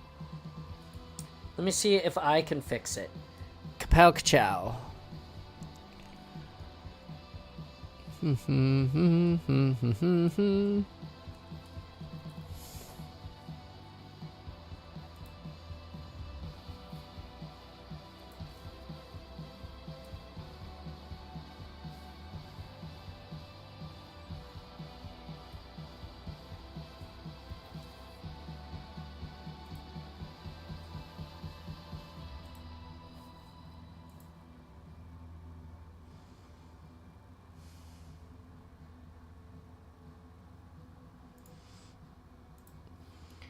All right, I think it is fixed now.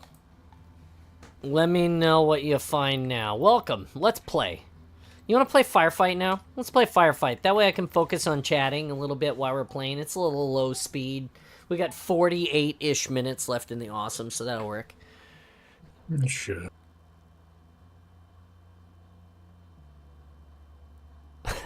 Wait to buy these things. Holy moly. Yeah, you can check it now. It should be fixed. Wait to buy these things until we get it working properly. Holy cow. Just loading up. Don't spoil me too much. That's like I don't deserve it. You've known me for a really, really long time. Like I'm sort of a shitter sometimes. I'm just saying.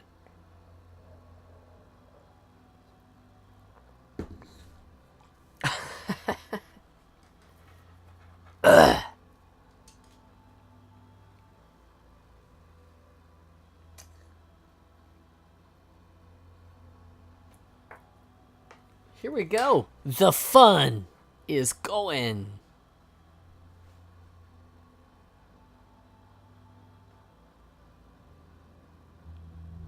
Firefight.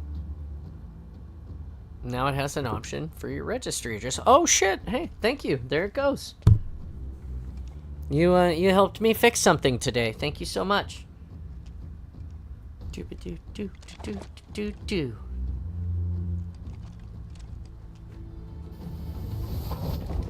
Oh fuck! Clicking the. Oh damn it! There we go. I have to get that fixed. Descending into the ship.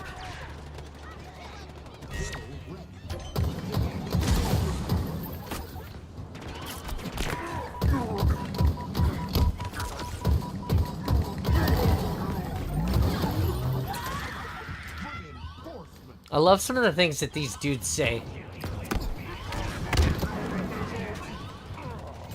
What are they saying? The aliens, you know, the banished. Just listening to what they say to you. Do you deserve it? And if it makes you feel better, I'm buying 2 things, not all of them. I mean, the fact that I'm not gonna argue with you. I'm just gonna be grateful. I'm just saying that, you know, I'm grateful. I'm grateful for you.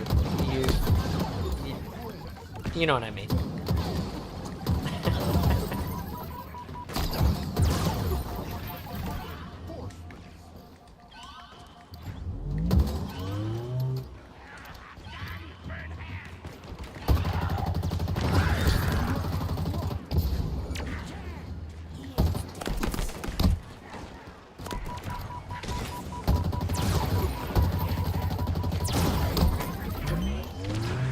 Fucking beating the bird bodies to death. Whoa, you getting that frame drop, Krampus? Yep. They need to fix something. This is now becoming a consistent problem in all the modes. Yeah, it is. I guess that it has to do with a memory leak. but I'm not exactly sure how that works.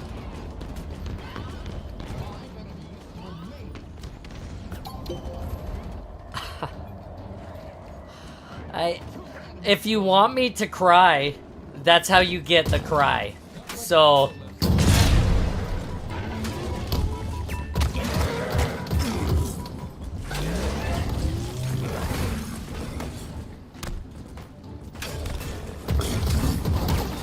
One down.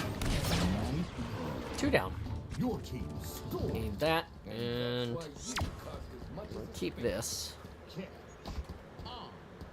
Weapon drop. Oh shit, and they left me with no ammo. Great. Tasty. There's ammo in this room as well, thankfully. Yeah, there is, I know. Kill incoming. Oh, it's gonna take that.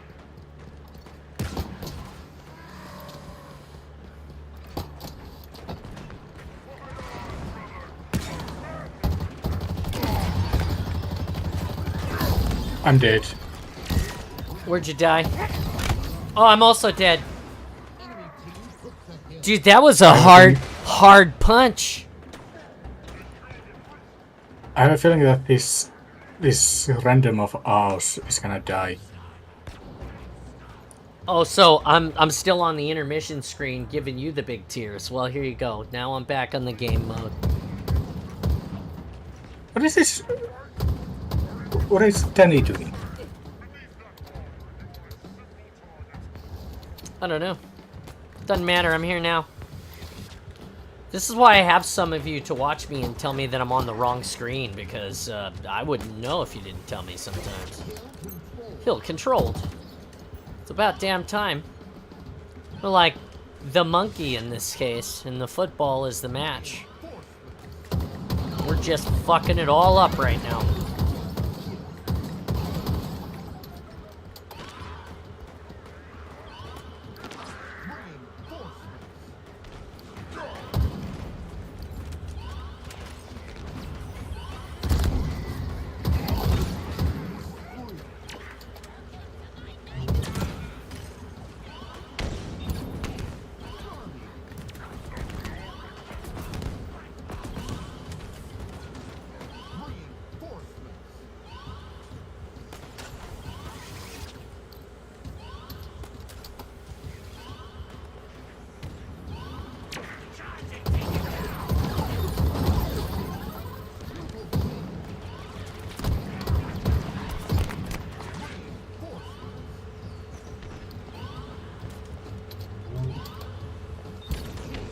Looks like you should expect a box tomorrow. Okay.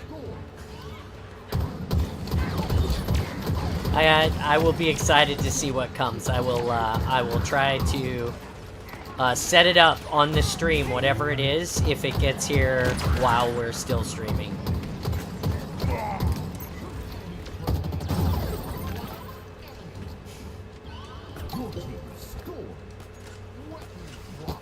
Give me the ammo.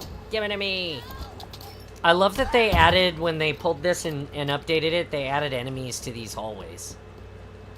I mean, in Halo Reach campaign, there's also enemies in the hallways. I understand, but when we were playing this before, there were none, and that's why I think they did a good job with the update, because they added them. That adds value. You greedy motherfucker! What happened? No, the random idiot of ours steals all the ammo.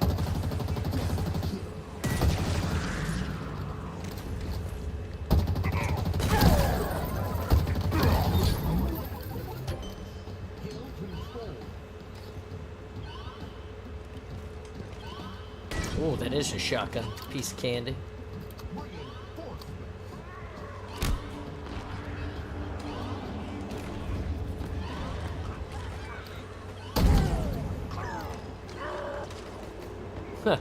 They're all upset. Oh! And my AR. With the Nerf dart on it.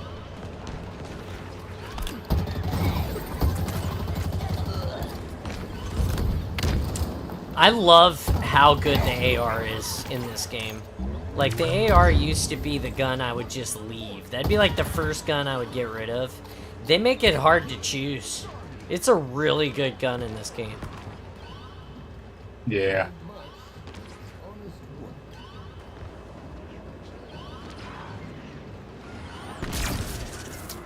That body just fell from the sky. I got a present for you.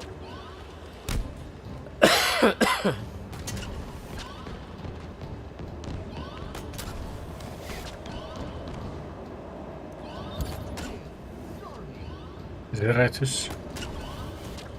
Iratus. Got it. Iratus. Iratus. How the fuck did... What the fuck killed me?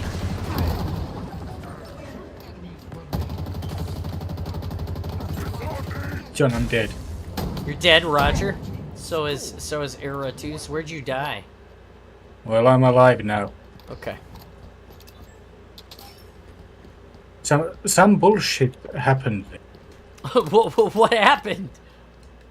I don't know, I got shot once by the Phantom and just died. Oh.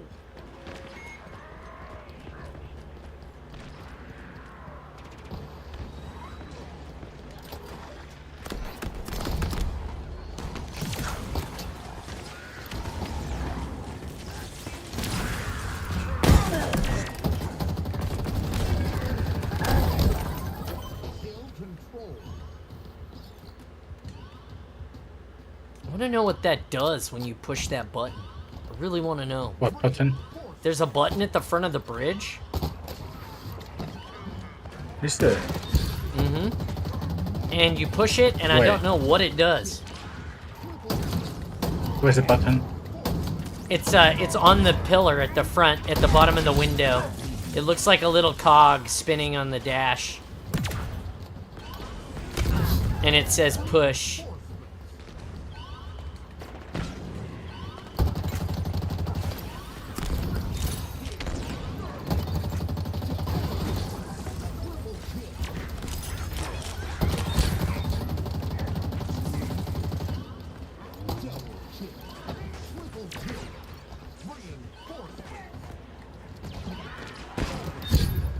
It was the best.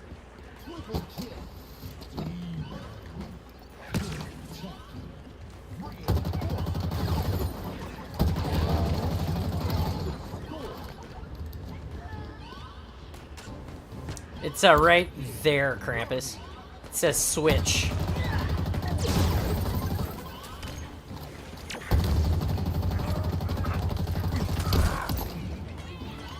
I don't see anything here.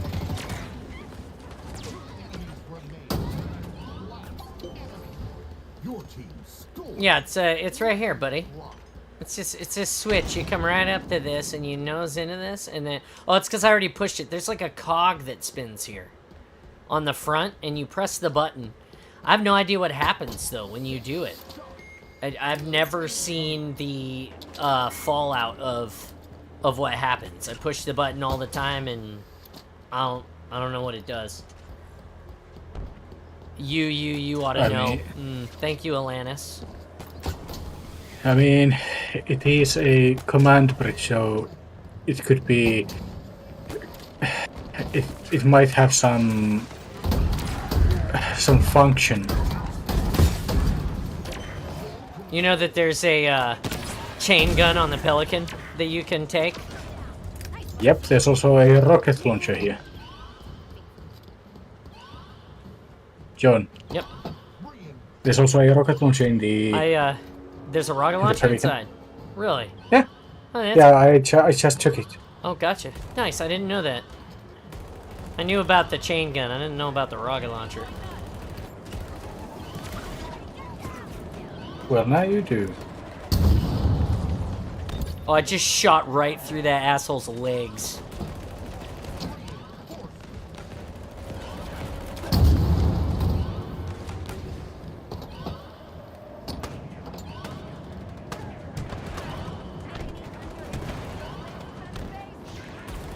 Chose poorly. I have the wrong guns.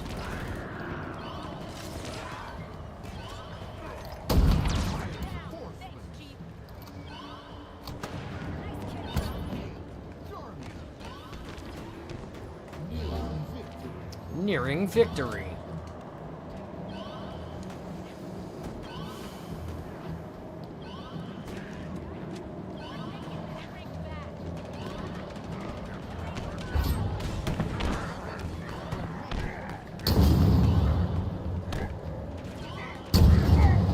What?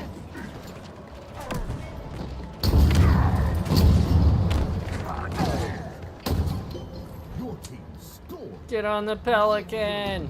Get on the Pelican!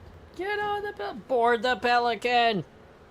We should have left the George helmeted guy behind. Yeah, right? Let him die alone.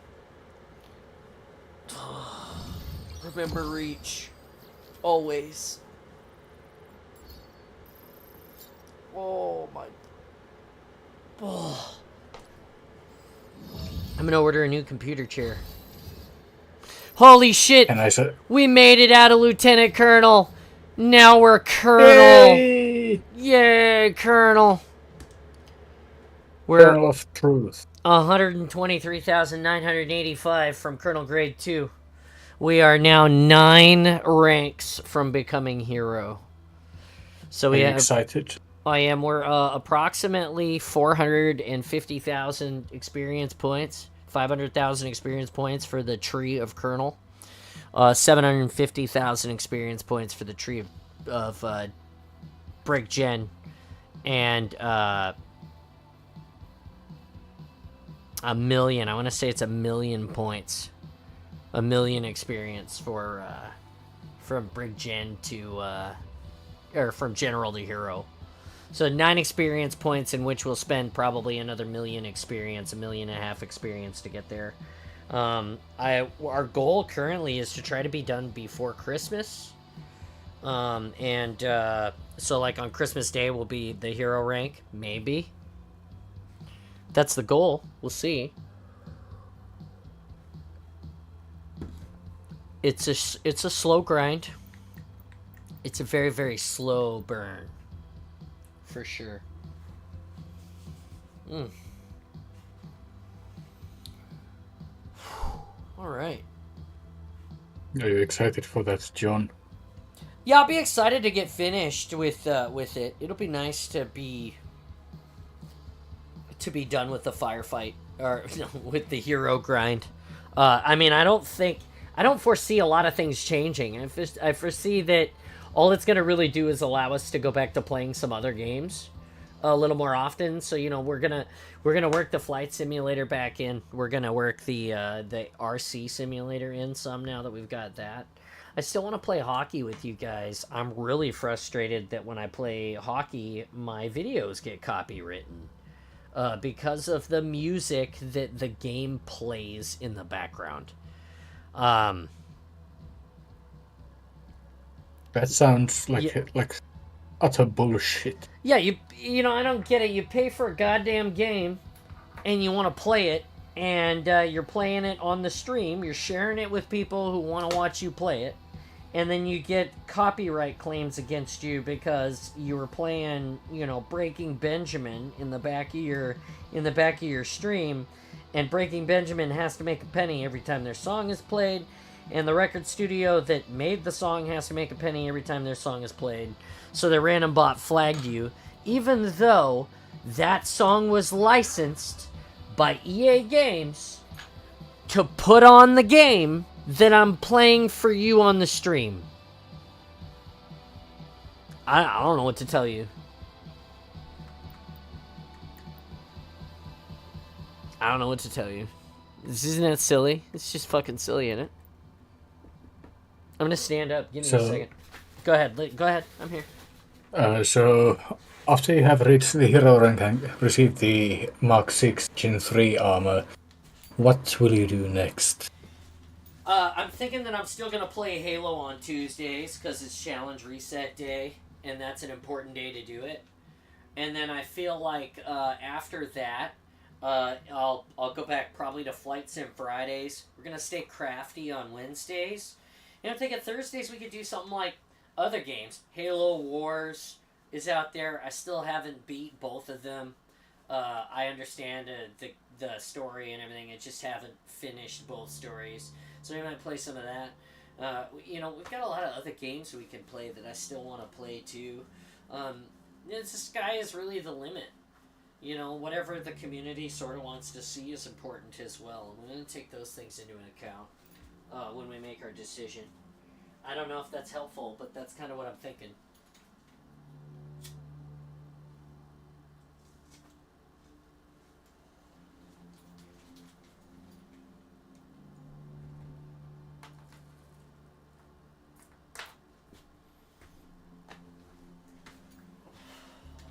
I'll have to look at that and see, Nikki. I'm not sure. I don't remember seeing a setting for that, but doesn't mean that picking out a snack. It doesn't mean that there isn't a setting for that. I'll have to check. Somebody basically said to me, just go into the menu for the game and shut the music off, and then play your own music. There's like a bot that you can download for Discord that plays songs. Here we go. One more firefight, Krampus. We got time. Yeah. I'll look at those options, though. For sure.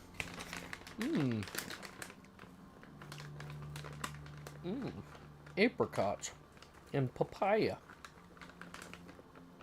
And raisins. And bananas. And pineapples.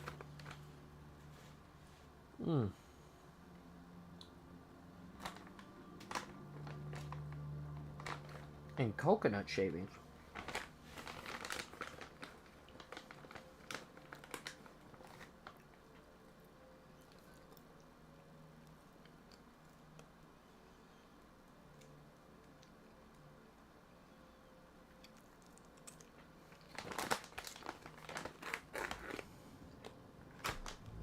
Firefight.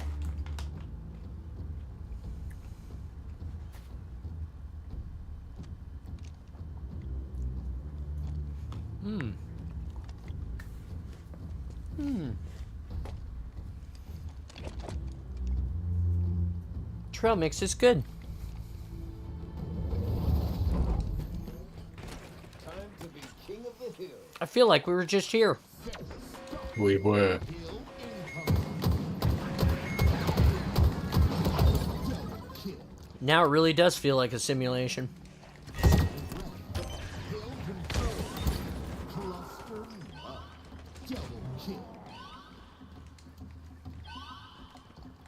Reinforcements. Killing spree. Reinforcements. Double kill. Triple kill.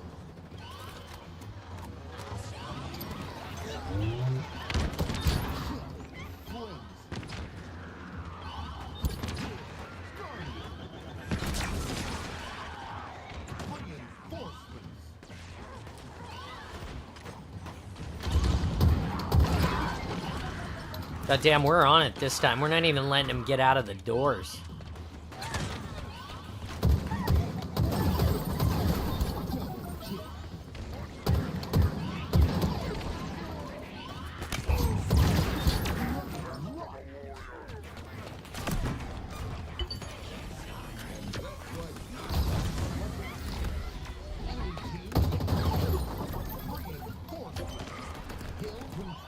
Get up, Spartan.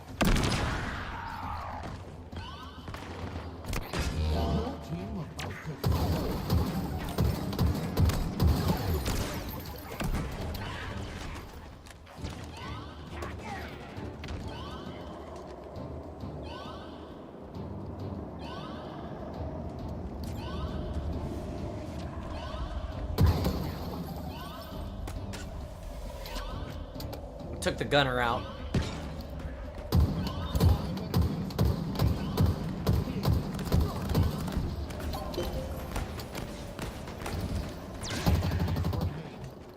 Last enemy. Your team scored. Weapon drop.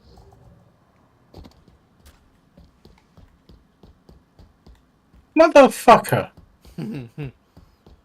Steal all your ammo again? Set. Start. I'm gonna make sure that when they die, I'm not gonna pick them up.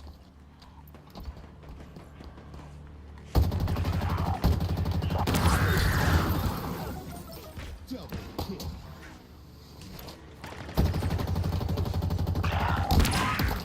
Kill ready.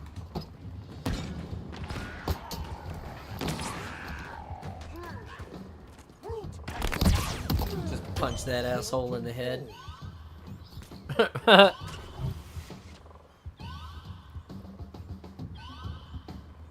Reinforcements. Nightmare. Yeah. Double That guy is so upset right now because I just took all of those kills he was trying to get. As he deserves. Heal. Guardian.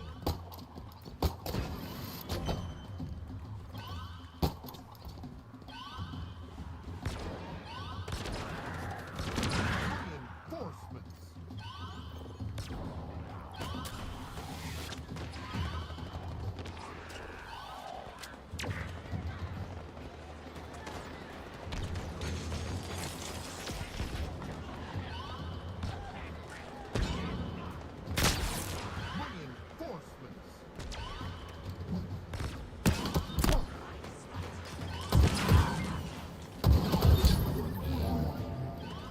Your team about to Heal. Guardian. 5 enemies remain. Last enemy. Your team score.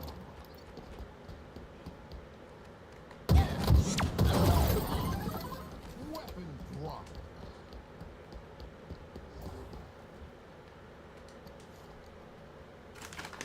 I got the ultra. What is it? The stalker rifle. Hmm. Heal incoming.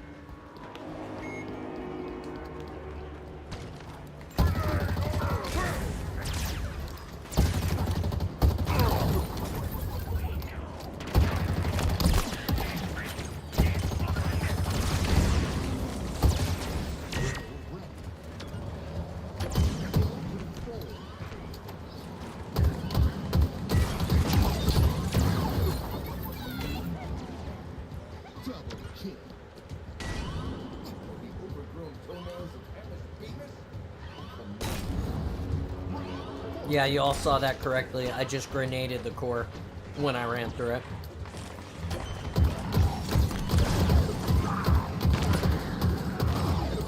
Double kill.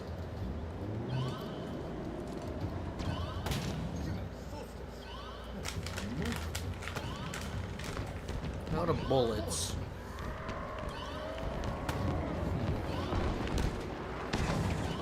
I'm gonna die. Fuck, I'm dead.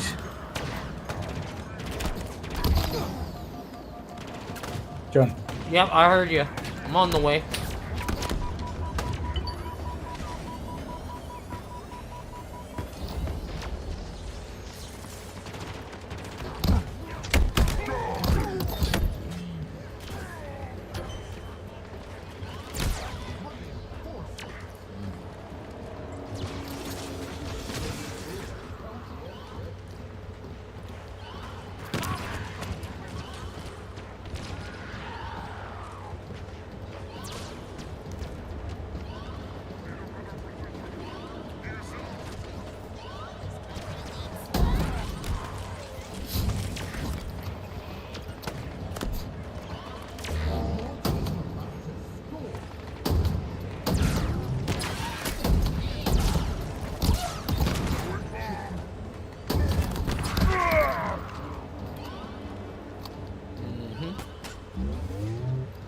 That's how you do that.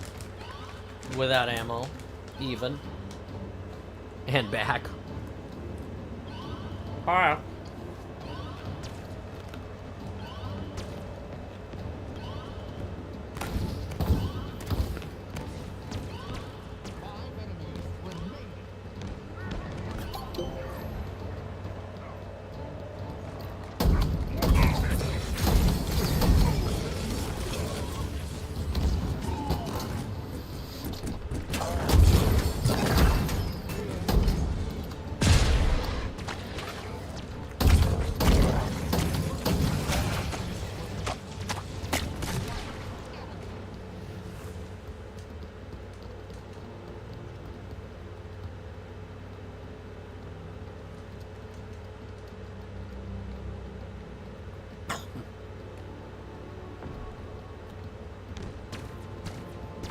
Oh, she's. Oh, good. Weapon drop. Why won't it? It won't even let me reload there. Yeah, some of these are bugged.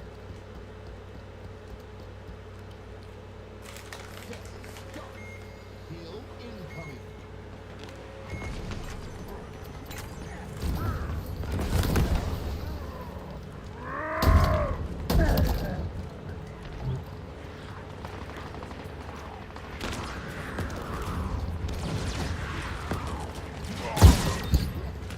Double kill. Triple kill.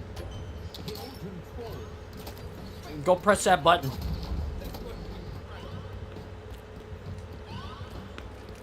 Reinforcements.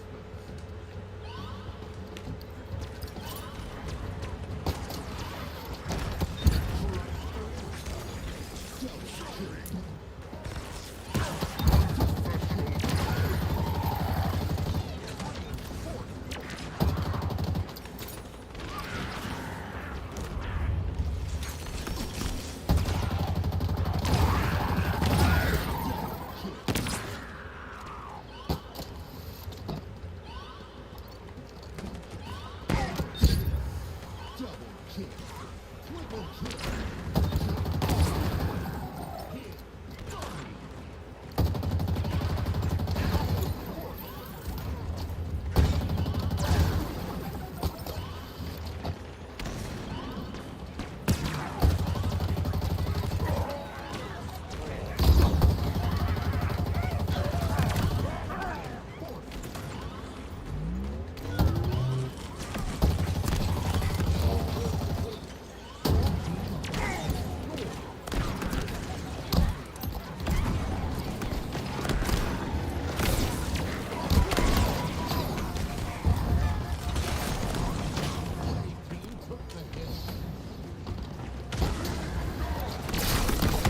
I'm down. I got careless. Where did you die? Up, did you die? up front. Enemies remain. Kill control. Thank you. You're welcome. Your team scored.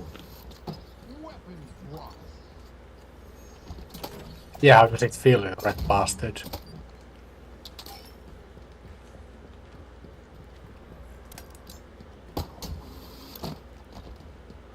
Set. Stop. Kill incoming. Mm-hmm.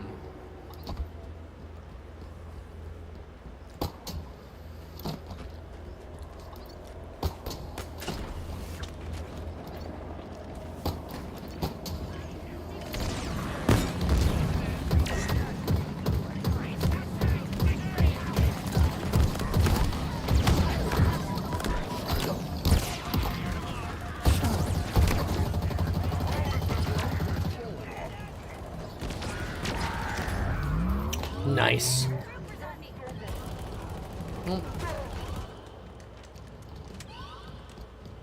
Reinforcements. Got the heavy shit now. The heavy artillery.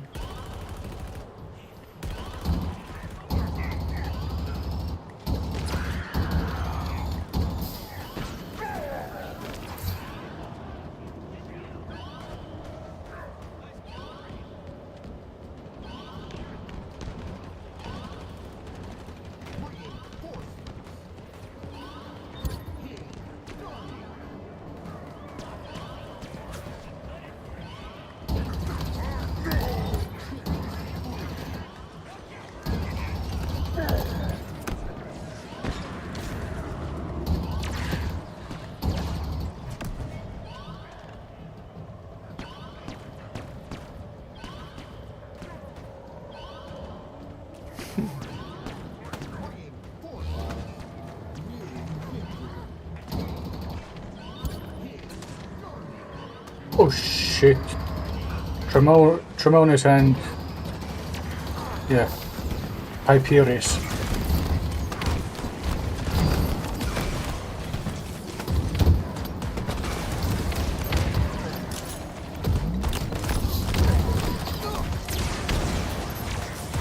Oh, he got me. I'm dead. I don't know who didn't have the rocket launcher until now, but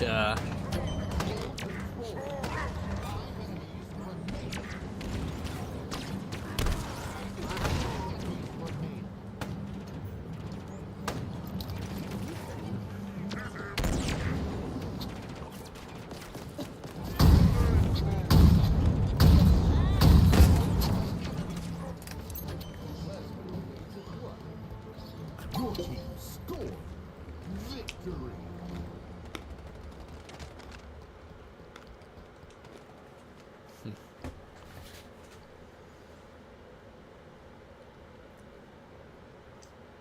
you got time for one more. I'm gonna hop off for now. Are you gonna stream tomorrow? Yeah, my plan is to stream tomorrow at 10. That's right, it's Friday. We'll be hanging out, doing, who knows, probably playing more Halo. You know, Cool. the usual. The usual. Mm-hmm. Anyways, thank you for the games. Always, man. Thanks for hanging out with us and being awesome today. Welcome. Mm-hmm. I'll see you tomorrow. All right, Good buddy. night.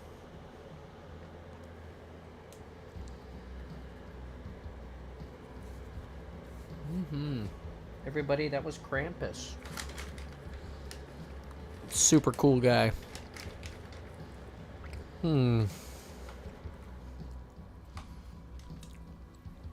What to do, what to do.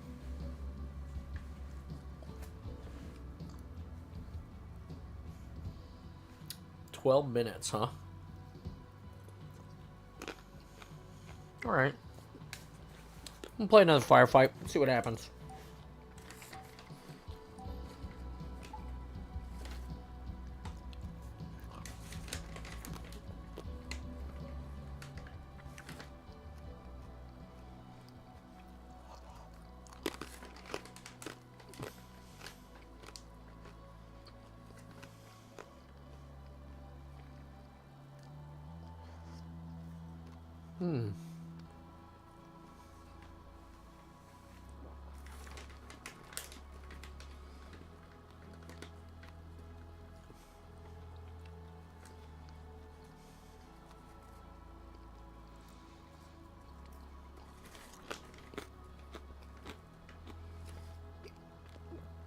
We need a Jackbox night soon. I want to doodle with my tablet and win all the things.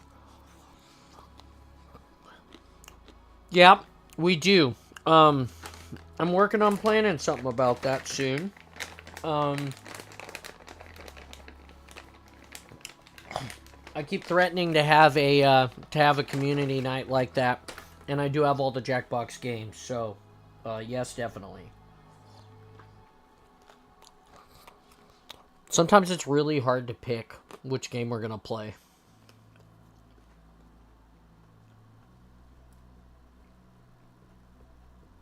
There are so many good games.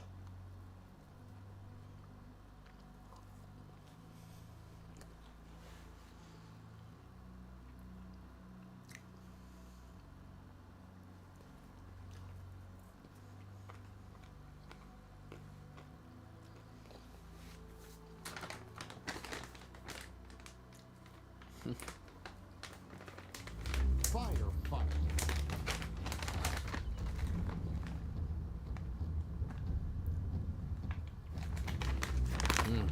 Sweet.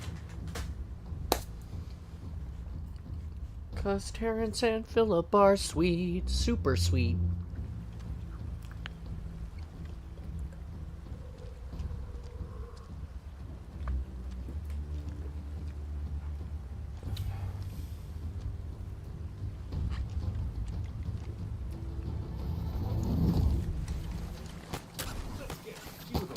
Take that hill. Set. Stop. Hill incoming.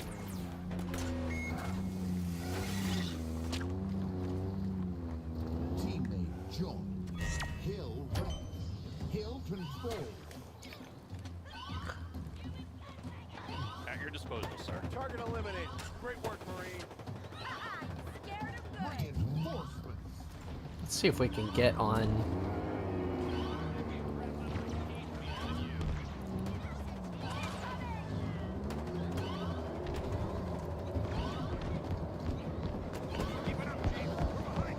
took one of my favorites from a shoot and made it my wallpaper. That's so cool.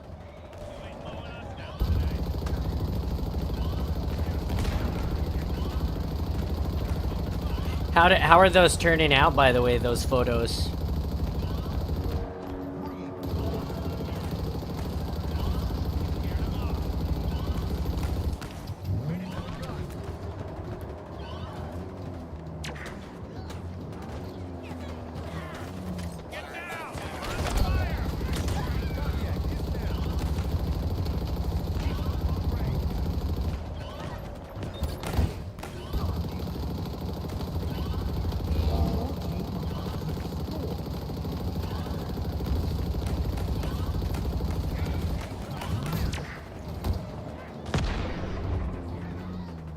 Oh shit! I don't know. I'd have to go look. I remember the pictures you sent me, but I didn't. I guess I missed that part. I'll have to go look at it. I'm sorry.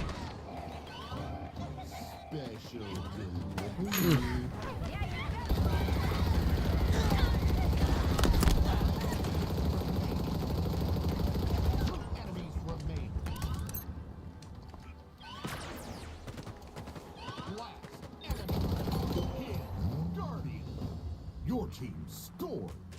Nice. I mean, that's awesome. I'm Weapon drop.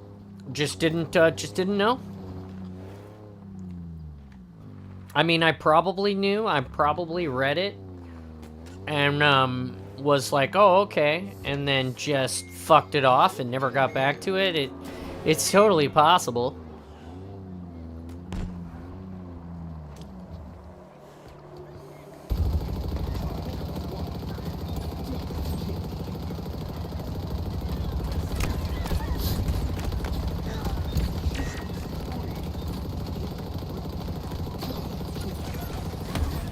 Oh, yeah, I'm going to the moon, baby. Woohoo!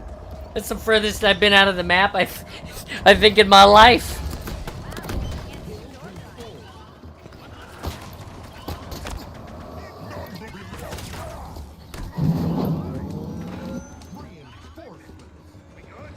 Okay, got it. Thank you.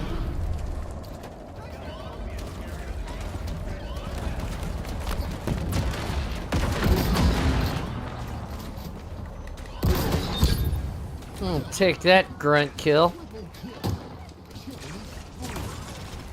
Where's a Kilimanjaro?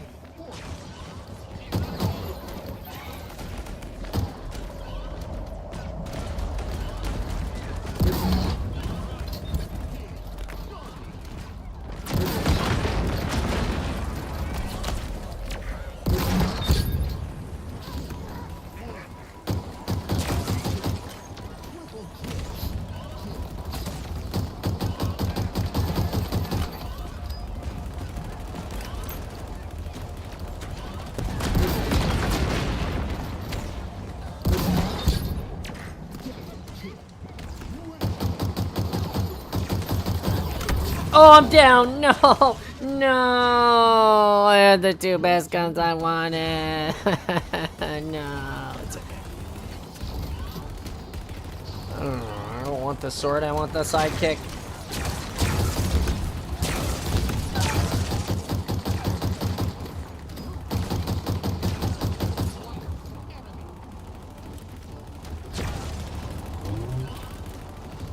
Your team scored.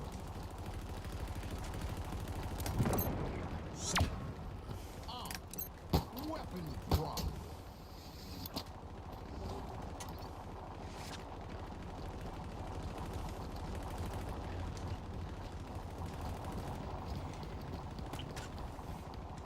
Set start. Kill incoming.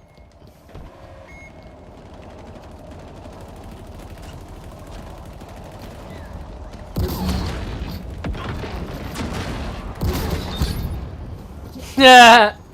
Triple kill. Killing Post any of our shoot. Yeah, that's why, cause I hadn't seen him yet. I was just gently, quietly waiting, like, for whatever reason. I was like, oh, she'll let me know when they're done, and I really wasn't worried about it, you know, because I trust you and no reason to not. So I was just like, yeah, no worries.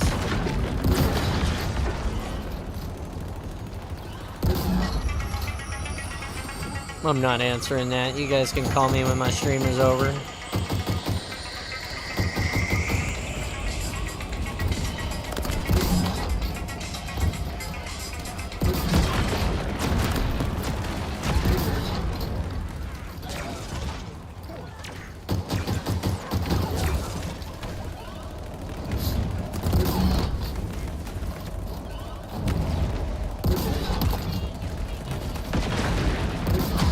Wraith is down. Oh yeah, no, me too. I shared like the 10 that you... Oh, I'm down, fuck. I shared like the 10 that you gave me with a couple of my close friends and was like, look at these, man, and...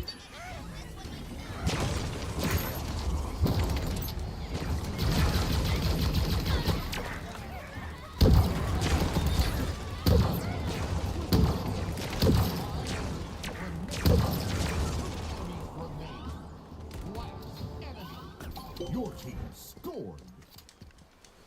Yeah, it was definitely one of those things. I had a really good time doing that with you. Definitely want to do it again, and Mike was really critical about me because he said, John, you didn't wear your pineapples, and he was like, how could you forget? How could you not wear your pine? And I was like, I didn't think about it, buddy. And he's like, that's like your brand, man. You gotta wear them. And I was like, well, it'll be good. They're good photos for the fact that we have some like serious Master Chief photos now, instead of just all of the instead of some, the sandwich or the pineapples, which are part of the brand. These are like just raw, serious Master Chief photos. We need to plan for next month and do it again. Should make sure not to forget the pineapples. Yeah, we're doing Grit City on the 9th. It's a Saturday. It's one day. We're doing that convention, and then after that, that's it. That's the last convention of the season.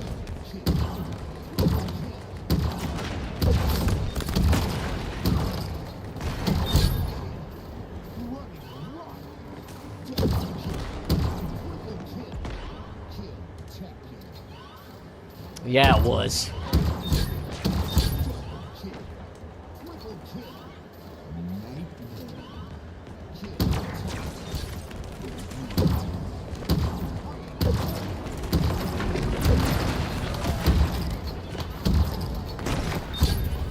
Those grunts can't get away fast enough.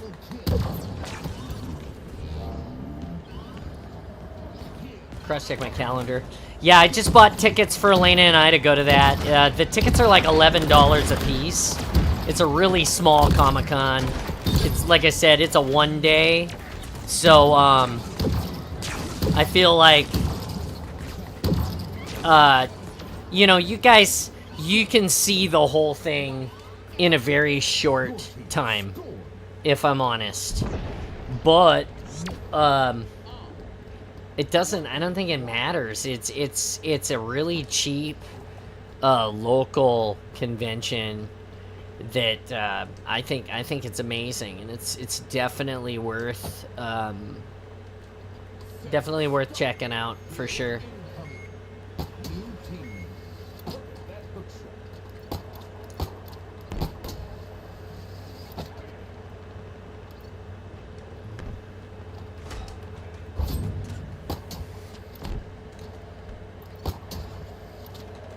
Johnny's got the ordnance. Oh, did they? I got a present for you, enemy team.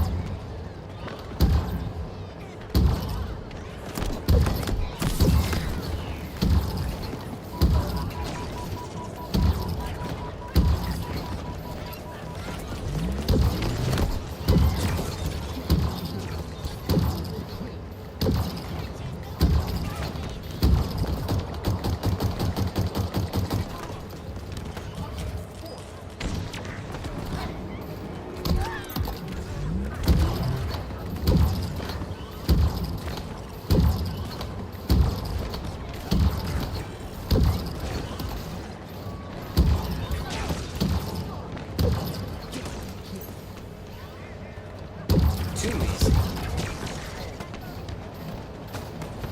Yeah, I usually Kevin, the Halo collector, Kevin Hurd is there. He's really cool to talk to. That's where I got this hat last year. My loving Spartan wife collected it for me.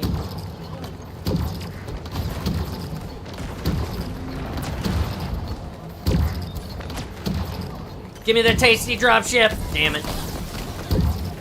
I died.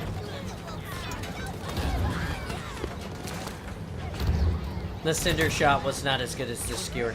Look at that, 37,500 damage dealt. Just carrying this team. Thank you, boys. Thank you. Game over. 5,440. Those are the kind of matches that I like to have when I'm grinding out a career. Holy fuck balls.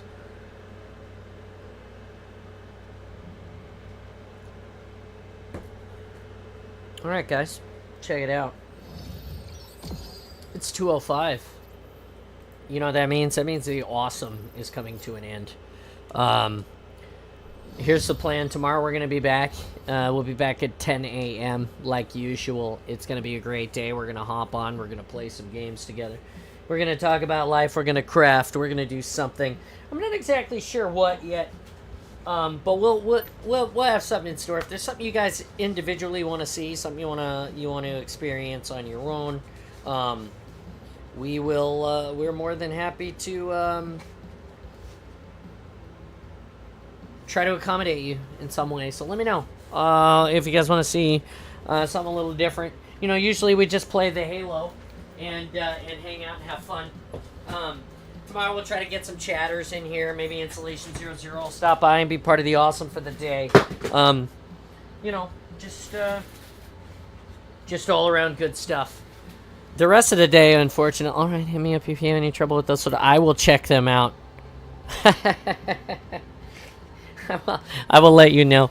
But yeah, like I said, the awesome is ending for today. So here's what's up. Come and see us. Come and see us tomorrow at 10 Pacific. We're gonna have more fun. We're gonna talk about things. If you want to catch me anymore today, you can catch me the rest of the evening in the Discord. I'm gonna take a little bit of a break after this because normally I need to go and disconnect for a little bit. You know, drink some coffee, cuddle some dogs. But then after I'm done with that, I always come back here to the Discord, especially on sports evenings. Like today, it's a hockey night, so we're going to go do hockey. And that is going to be the best. Hopefully the Kraken will win. And then, shit. Anyway, come and find us. Come and hang out with us. Come and, I love you too. Thank you. You're the best. Thank you for spoiling me. Thank you for finding us and being a bigger part of our life, of course. That's good stuff. That's healing. For Spartan Wrath, for Krampus, for Installation 00 who stopped by, everybody, Cartographer, everybody who stopped by and made the awesome today. 479 follows, 37 subs. We are at, what are we? Well, I'll tell you what we're at YouTube. Hold on. On YouTube we have, can't tell you. Well, bear with me one moment here. 65 subs on YouTube. So to everybody who's supporting us in the awesome through YouTube or Twitch, everybody who is donating to the awesome via way of subs, everybody who's following, who's telling your friends, who's seeing us at conventions, thank you. I appreciate it. We're trying to get to 500 and we can't do it without you guys. I'll see you tomorrow. I'm awesome. You're awesome. Be awesome. Stay awesome always, and we'll see you here in the Spartan space tomorrow or any time in the Discord that you need somebody. We will find you in the Spartan space, where it is always awesome because of you. Thanks for spending the time with me today, and we'll see you tomorrow. Bye-bye now.